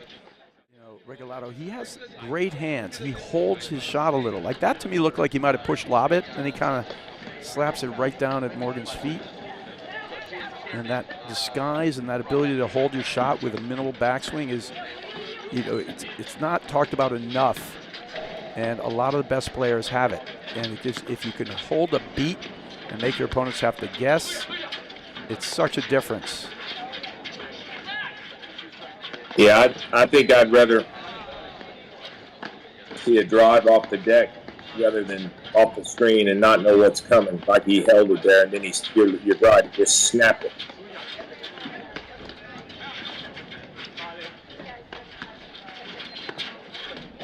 Oh, ball was in. Ooh, all right. Overrule from Salazar's ball. Game point again now. See the replay here. Big. Hard for us to tell on this angle, but quick overrule from the chair umpire.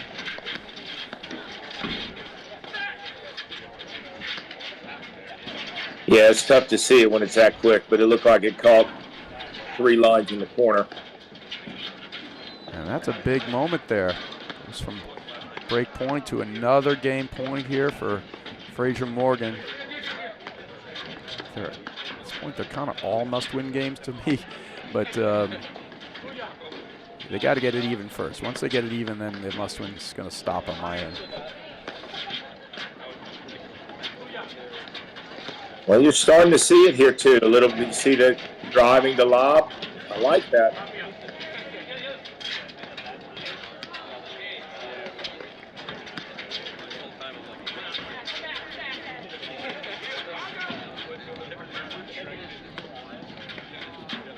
Fraser's settled in. He's not forcing anything anymore. He's letting it just kind of come.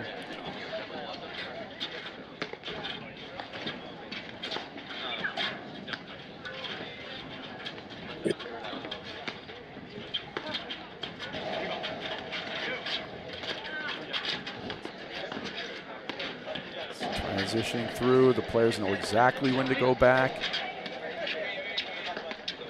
I also think that in the backcourt, it's an interesting move that Morgan is in that backhand side, whether it's by design or not. But I think that breaks the rhythm of the overhead scheme from Regalado Salazar. If you're not getting the looks you want from the back, switch sides. Yeah, and they're settling in. They're not actually switching at the net much anymore either. They're allowing Morgan to play there to the left, and that's a great spot. Caught him. All right. Game points. Just turn it right back around. Look at that spot. Beautifully done.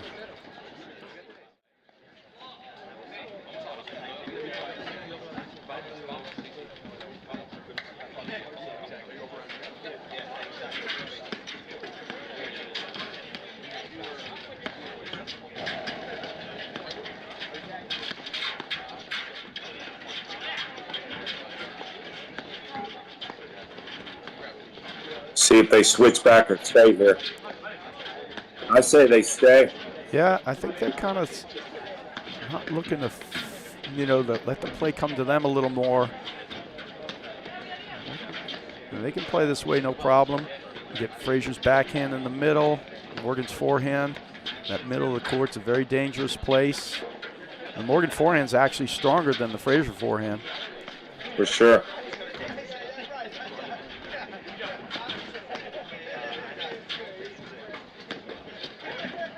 You kind of like this look, Guy. I do. You know what? It gives Fraser Morgan a different sense of energy too. So it's not just different looks for Regalado Salazar, but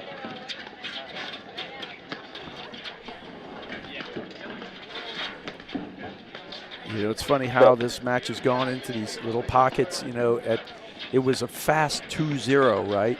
It's like they lost that set, and all the energy came out of the balloon, sort of for you know, Fraser and Morgan. They quickly lose 2 games, and now all of a sudden we're back into, you know, grinding. You know, and this game's taken a good 20 minutes, 15 minutes.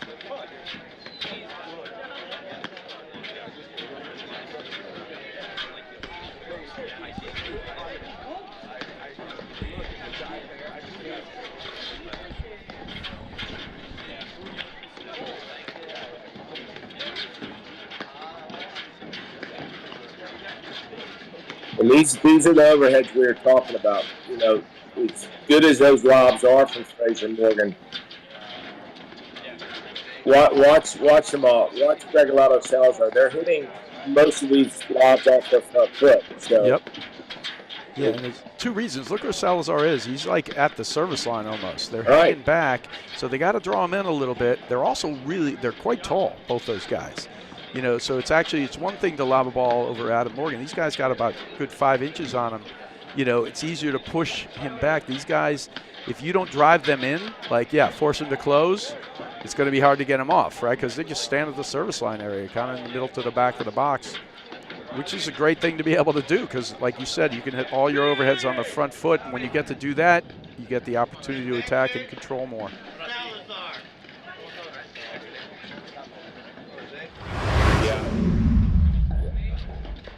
Good guy. I was just going to say, you're saying it as well. And we just said it. They've got to drive the ball more. They can't stop because of those guys. Oh, and look at that get with the big fist pump. It was a good one. He let that little hanger-on go, thinking it was going long, and they get 1 great point, 5 game points for Fraser and Morgan, and they convert, and it's 4-1 now. That was a big moment. Those guys get it back to 3-2. Totally different complexion in the game. But here's where, if I'm just Salazar and Regalado, though, I say let's just stay with what we've been doing well. We don't have to zip this thing faster. Absolutely. Brad, in collaboration with the APTA, Fusion is at the forefront of personalized gear and apparel. Backed by a team of seasoned industry experts, we provide exclusive access to high-end products from top-tier retail brands. All poised for customization with your club logo, team name, and corporate branding. Our streamlined approach guarantees a hassle-free shopping experience, complemented by custom online storefronts and swift ordering. Visit www.gearbyfusion.com and let Fusion seamlessly weave your branding into elite merchandise.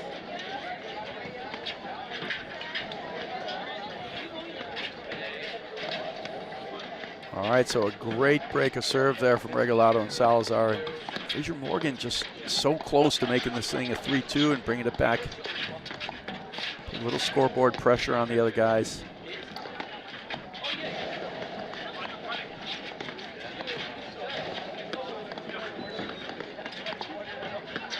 That's a great spot. See Regalado just completely baiting him to the middle there. He leaves the line open. But what's great about these guys is they know they can transition back, and they got it covered anyway. And they've had tons of success in the backcourt.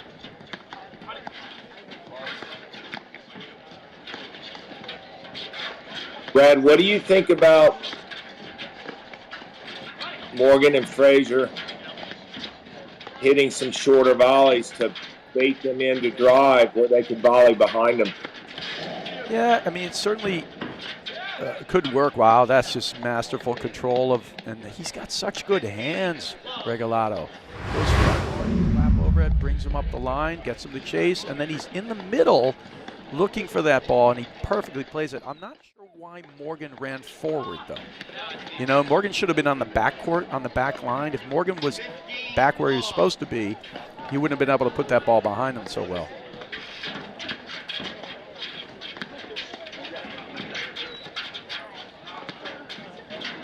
Starting to see them drive a little bit more, which I agree with, Fraser Morgan.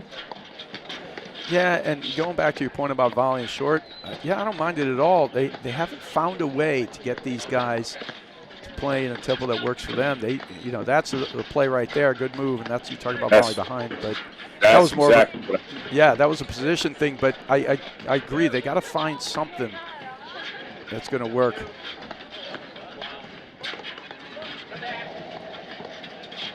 And I like what Morgan did there. He got stuck in the backhand overhead. He just did not try to take one step back in. No need.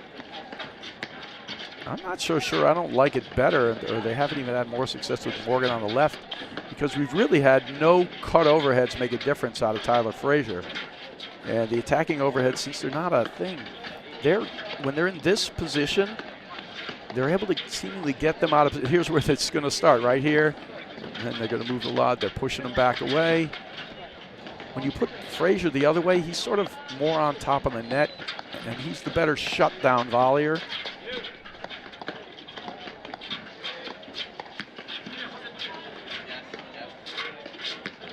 No.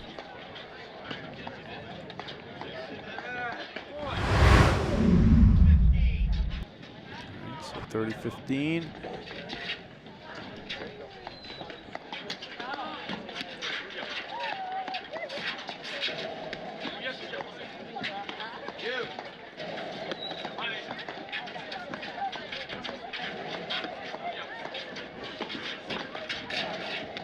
See, like, you want to see him get ready to drive that ball and make him come back in.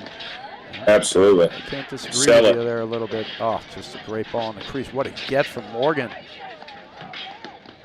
Morgan is so good at switching sides and covering that nick with his backhand.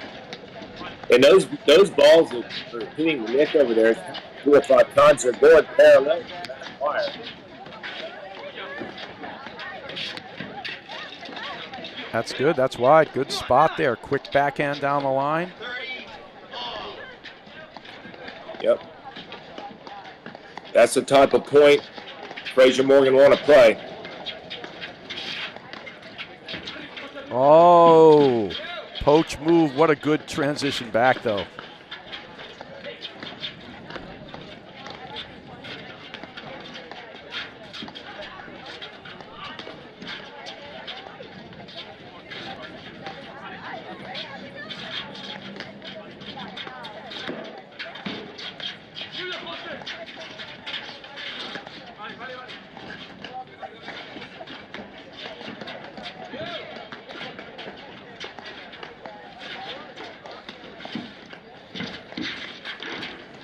Oh, that's beautiful. Oh, geez. He's down. See it in the replay there. Here's the cutter. He knows it's coming. He gets it over, but he knows he's going to get tagged. So, yeah, I think he actually fell back. He's trying to get out of the way. He seems to be okay. Yep. It took a second there, though. But nice play there. Good cutter that time. It wasn't the one that hung up. Going to make a real stretch, and then he gets the volley behind, which is something we were talking about.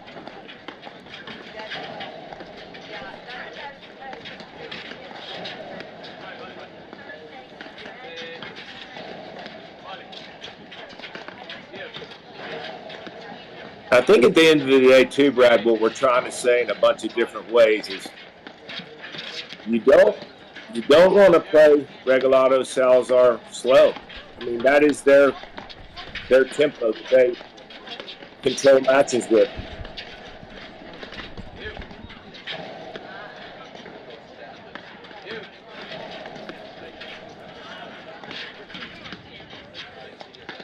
I mean, you would say percentage-wise when they had those long points that it favors Regalado Salazar. Yeah, there's no question. And anytime they've Regalado Salazar, the moments of success have been mostly related to Fraser and Morgan getting Salazar and Regalado to speed it up, or they've even tried on their own. It's not that they haven't won points with drives. Of course they have. But they do it by controlling the lot, move them out of position, get the spot. Then the quick drive that comes in there, not by playing fast overall, right? It's like 30 balls later, and they're trying to overhit it a little. There's a couple of shots that have just been no answer for these guys. Oh, there we go. Nice move there.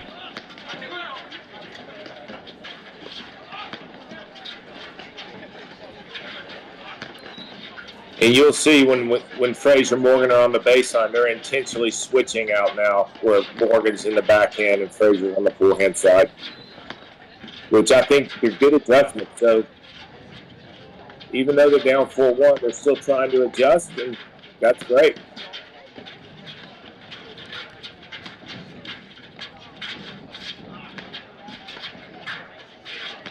I actually think the adjustments are right. Just, a game or two late. not that they're not going to be in this set, but Hanging around. It's a big here. Get this thing at 4-2. Big forehand there.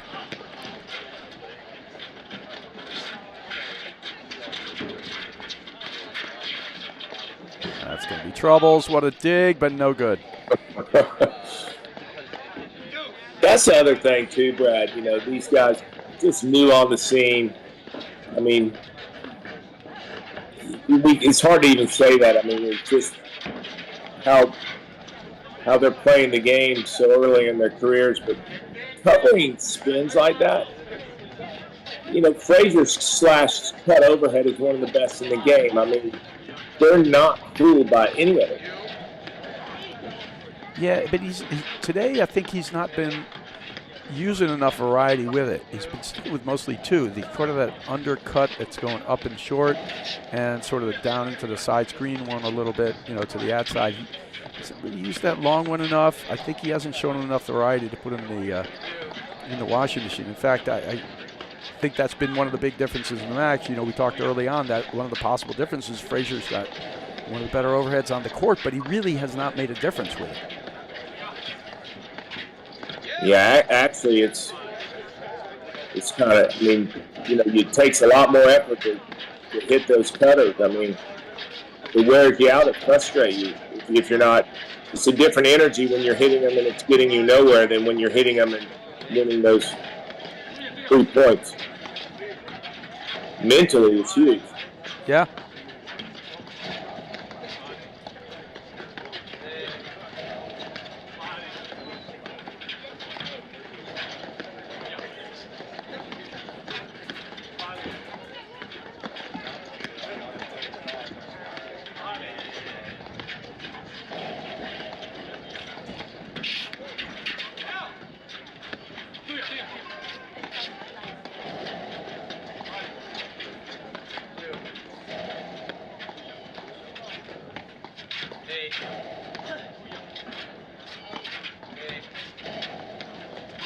Yeah.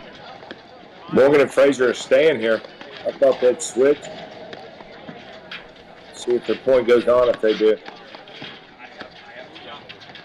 Yeah, I do like the other look. See, the thing is, I don't know. I mean, I think they're making some moves, but that's a great move from Morgan. He sees that moment on the quick backhand. Great blitz there. Brings it back to Deuce. They can do, that's perfectly done. Catches him off the net on the quick drive, and that's what they need to do. They need to be able to drive a few at him. They're off. That was one of the rare moments, though. They've been so good, Salazar and Regalado, and when they are in a bad position, they tend to just let it go back, and they don't play that half volley there. And like we talked about, I mean, that's a different one to call if someone's blitzing him, but they don't really communicate when someone's moving up.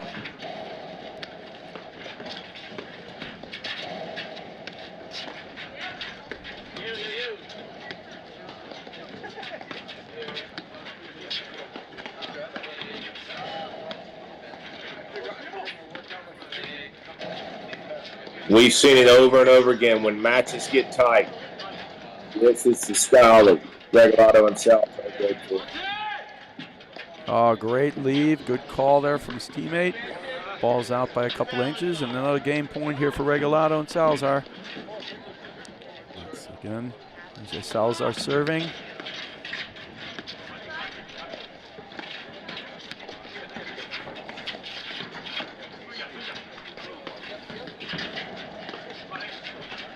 There's that. Nice move. That's a great transition back. Spot forehand.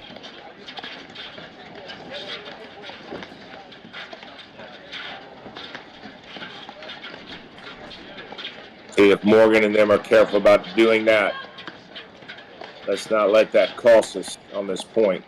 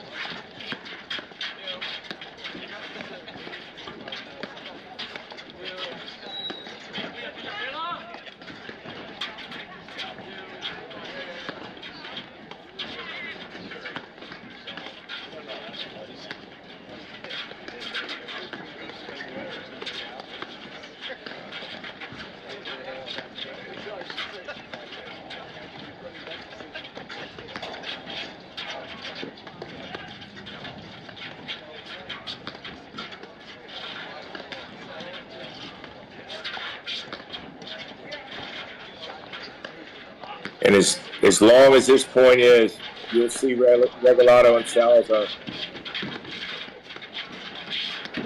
still ready for the. See, to me, he's just using that shot as a way. He's like tired of playing at the net, doesn't see any reason to stay there, so he's going to hit it. Hopefully, maybe he gets them to bite on an error, but it really just mounts in transition. There's no gain. Unless they want to be at the backcourt.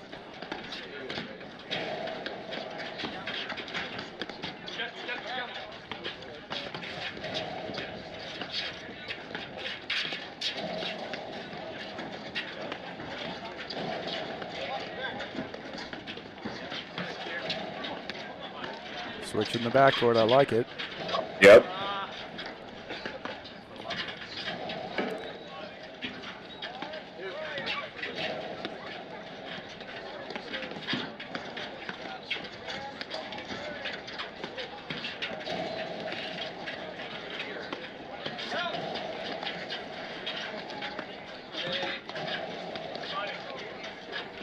All right, these guys are grinding now.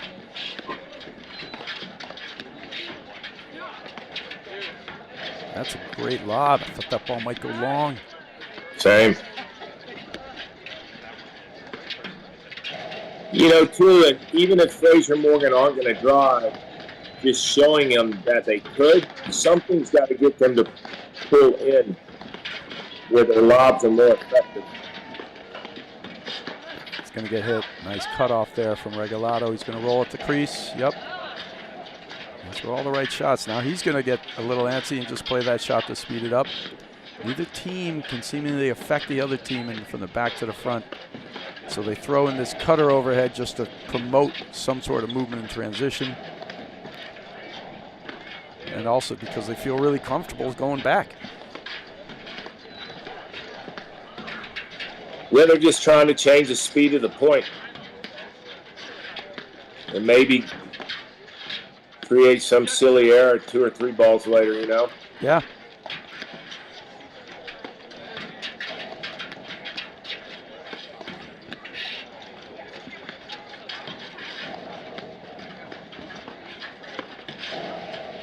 It's a hard one. Good track down.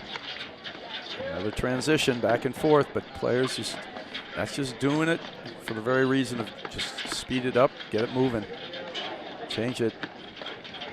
Maybe you can catch him missing that ball in transition. These players can see it so well.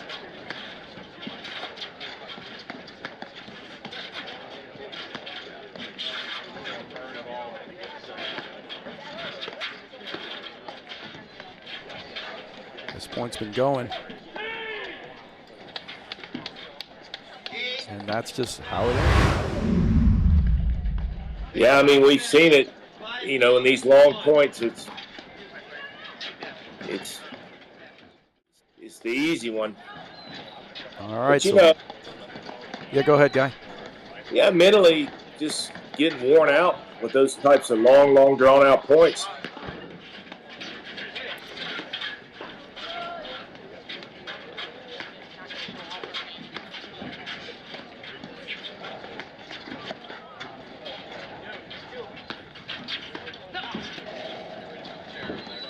All right, big backhand that time from Regalado. Pushes it long. So do you guys, Brett, do you think Regalado, Salazar go 101 lockdown, or do they play a little quicker here trying to end it?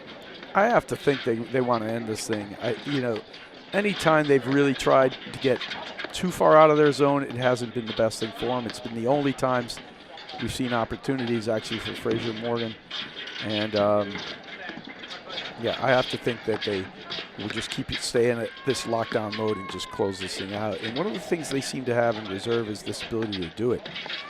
You know, it's actually one of their greatest strengths. You know, they pop it out to me. That's their superpower. It's just hard to put these guys away. They'll go into a lock mode, and then you have to try to think about how you're going to win points, or you have to be better mentally at doing this. And they've shown right from here today. They're able to control the point with their lob and from the backcourt, and when they move it, and you know, when they move it into a lockdown mode, they're just tough, man. You got to beat them. And right now, we haven't seen the drive ratio be able to get them out of position. So when Fraser Morgan at the net, we can't quite get them off the net and make them miss a volley. And then when they're in the backcourt, we can't force them into a bad shot. You know, so they're just constantly rhythmically in control of tempo. And you just said it. I mean, trying to create ways to make them miss is tough. And the interesting thing about Regalado Salazar too is you don't even see them have a conversation when they uncharacteristically make a couple loose mistakes. They just naturally know what scheme they're going back to, and they do it.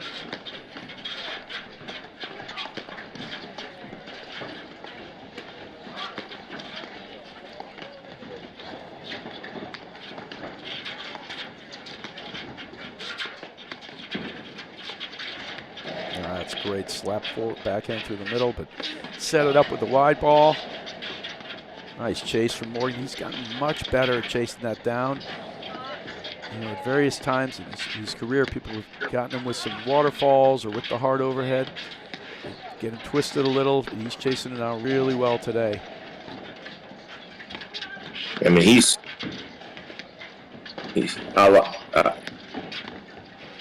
I like this style of play from Morgan and Fraser.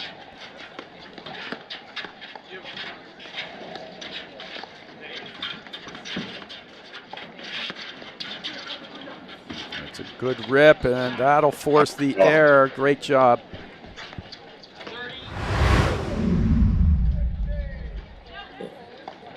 That's the style that I think they need to transition to right now, is just speeding it up. Yep, just like that. Yeah, but these 2 points happened from Regalado. He made an aggressive move in on an easy shot that Morgan had. That set up the winner before, and this one is a blitz winner. Anytime they really have gone faster and faster, it really hasn't been the best for them. Regalado Salazar? Yeah. Yeah, exactly. Oh, nice. Leaping cut. And even as great as Regalado's hands are, when he's blitzed, percentage-wise, hasn't favored them.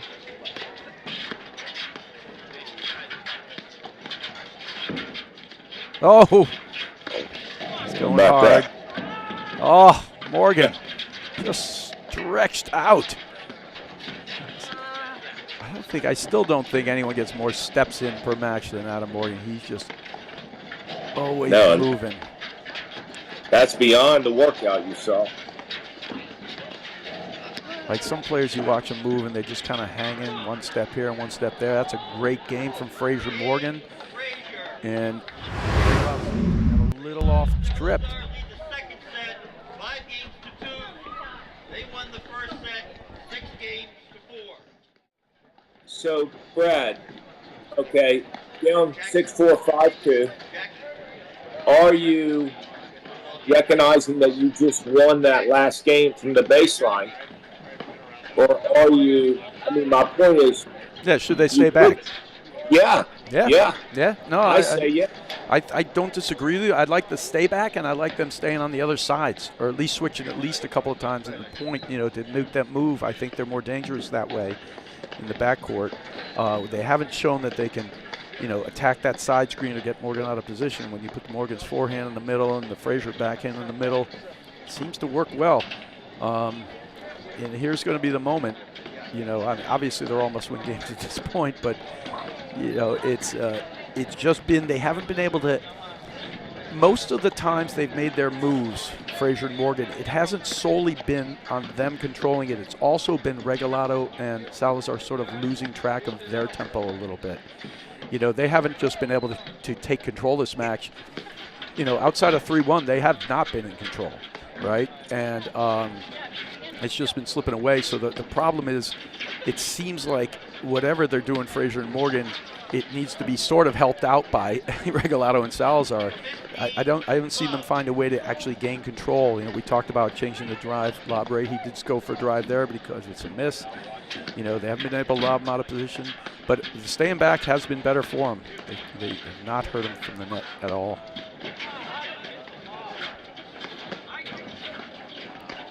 And we're still at 2 hours and a half here, and it's only 5-2 in a second. Can you imagine this thing going 3? Ooh, it'll be a record setter, I think. 15 all.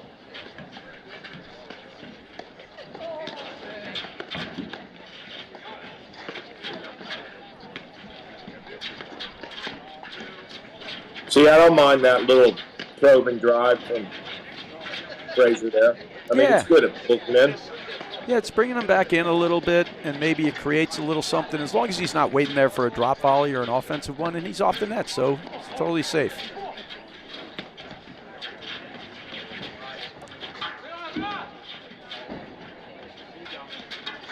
These guys do know when to close in well, but generally they kind of stay off the net and just sort of bait you into going for too much. So you can use a probing drive against them. Some teams is so dangerous against, like, you know, your Durants who close in and he's waiting for a drop volley. But you can soften any team up and get them to hang around the service line. The probing drive becomes a necessary part of the game. Yeah, they just hit 3 in a row. 4 balls together.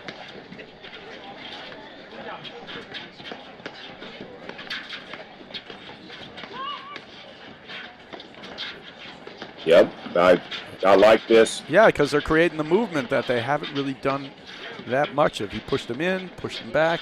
I think he even could have thrown a possible blitz in on the last one, but still, this is better, right? And you gotta love Fraser Morgan, you know. This deep into a match, down 5-2 a set, still making adjustments and still just willing to dig in and go the 3.5 hours it would take to win it. That's a great shot. He gets it into the corner. The ball's just too tight to the wire for Fraser. That's a great point, but I still like that point from Fraser Morgan. Great shot there. You know, the other thing too, Brad, is Regalado, Salazar, you know, watch all the stream you want, but still they're just such a new team that, you know, playing a match like this against Fraser Morgan and vice versa, I mean, you learn so much from it, you know, win or lose. Right, I'm trying to figure out, I'm going to take a look back here. I wonder if these guys have played against each other this year.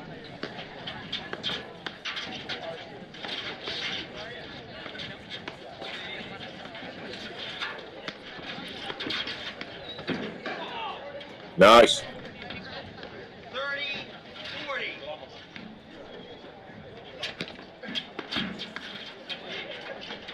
Starting to make some headway with changing the ratio with this lob and drive. Yeah, and as long as you keep staying mentally in it and you keep searching for the answer, right? That's the key to it, to find that little spot. And we talked about this, it's going to be about execution. These teams are pretty evenly matched in many ways, but it's also about finding the strategy that's going to work. And you got to keep plugging away until you find something. And then you have to continue to be adaptable, because for every answer that you do, the team can change as well. The other team can.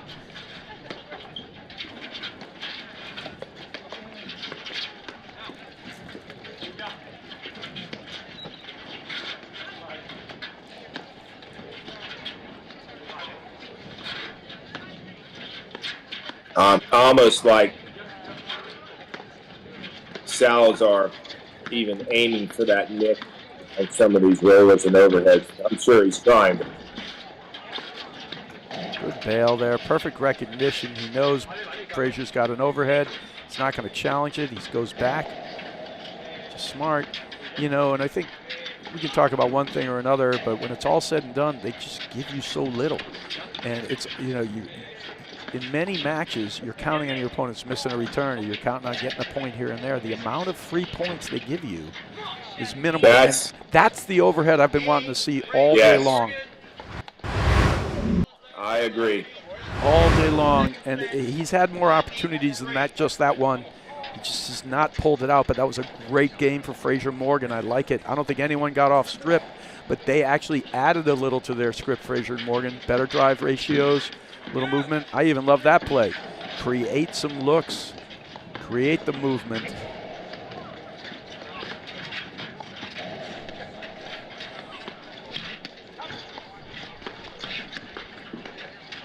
Yeah, he's starting to hit that a little deeper, right? The slider. Yeah, I didn't want him to drop it, though. He's still hitting it from high. I want him to hit it from lower and hit it through the court. And those guys aren't going to one-time it. He'll have to be a little deeper in the court just to do it, but I think it's the shot he wants to use, because they're not going to do anything except that. He's going to have plenty of time. See, now that's a better use of the overhead. That last one I didn't like, but...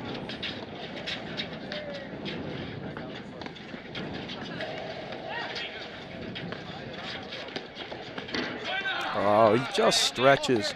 Now, why he's reaching for that, though, is this is actually one of the strengths of Regalado and Salazar. First of all, they have such reach that they make that volley at a higher percentage rate than probably almost any other team out there.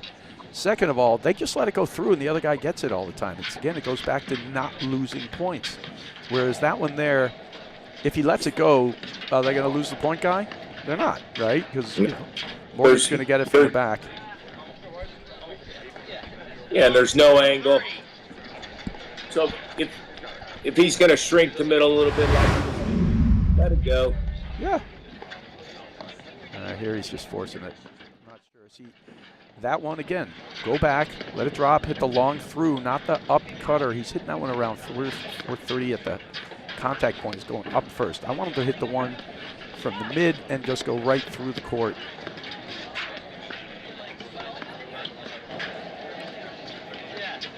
All right. 2 points from the match again, and triple match point now for Regalado and Salazar.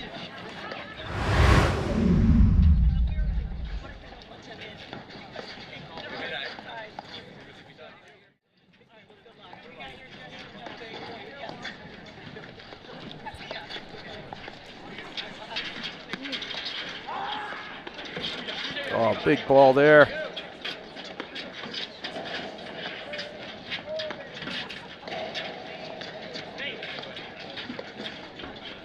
Great lob. Nice turnaround there. He's had to make about 30 of those turnaround moves today, Morgan. He's done it really well. He does it better than anybody I've ever seen. He's going to get struck. Good cutoff. Oh, and there it is. Game, set, and match. And we got fist pumps from our producer, Gil. He got maybe some money on the match, and fist pumps also from Regalado and Salazar. And, Guy, any final thoughts? So, I mean, we play a 6-4, 6-3 match, and it's a good 2.5 hours into it. What are your thoughts on that one?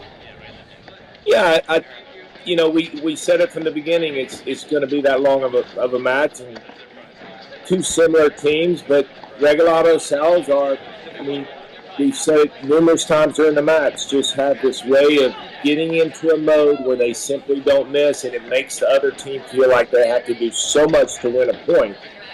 And it's not just this match. This is their style. This is how they play. And it's, I think to beat them, you got to constantly evolve with the match. You can't stay with one tactic or style. You've got to evolve and keep changing because they adjust so well. But, kudos to Fraser Morgan. They kept fighting and battling and trying to adjust, but Regalado, Salazar just better than them today. Yeah, they were, and, their style and the way they play and the way they make you beat them is the reason why we're talking about them as a possibility of being a national champion as one of the first-time teams out there, and it doesn't happen that often on the men's side. And that's a wrap from the 2024 APTA Boston Nationals men's quarterfinal, but we'll be back in just a couple of minutes here with women's semifinal round action. stay tuned. There's a couple of real big matches out there with the top 4 women's seeds out there battling for a place in the finals. And catch up with us in a few minutes. Thanks. Every day, big decisions are made without full information, overloaded by data, compounded by complexity. Better decisions are made in the light, with clarity and confidence. Aon is in the business of better decisions.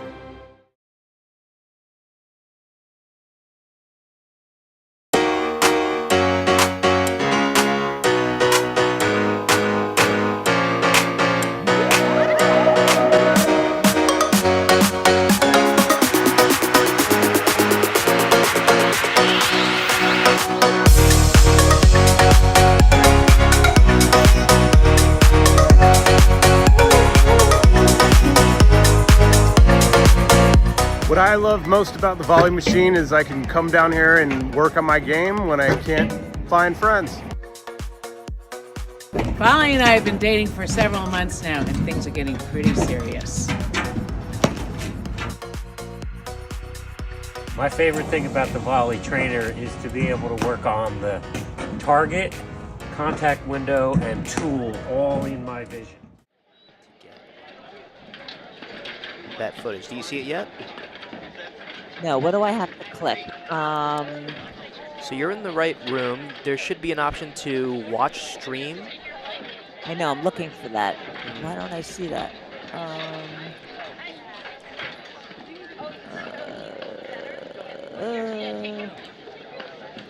Usually I see that. Okay, my usual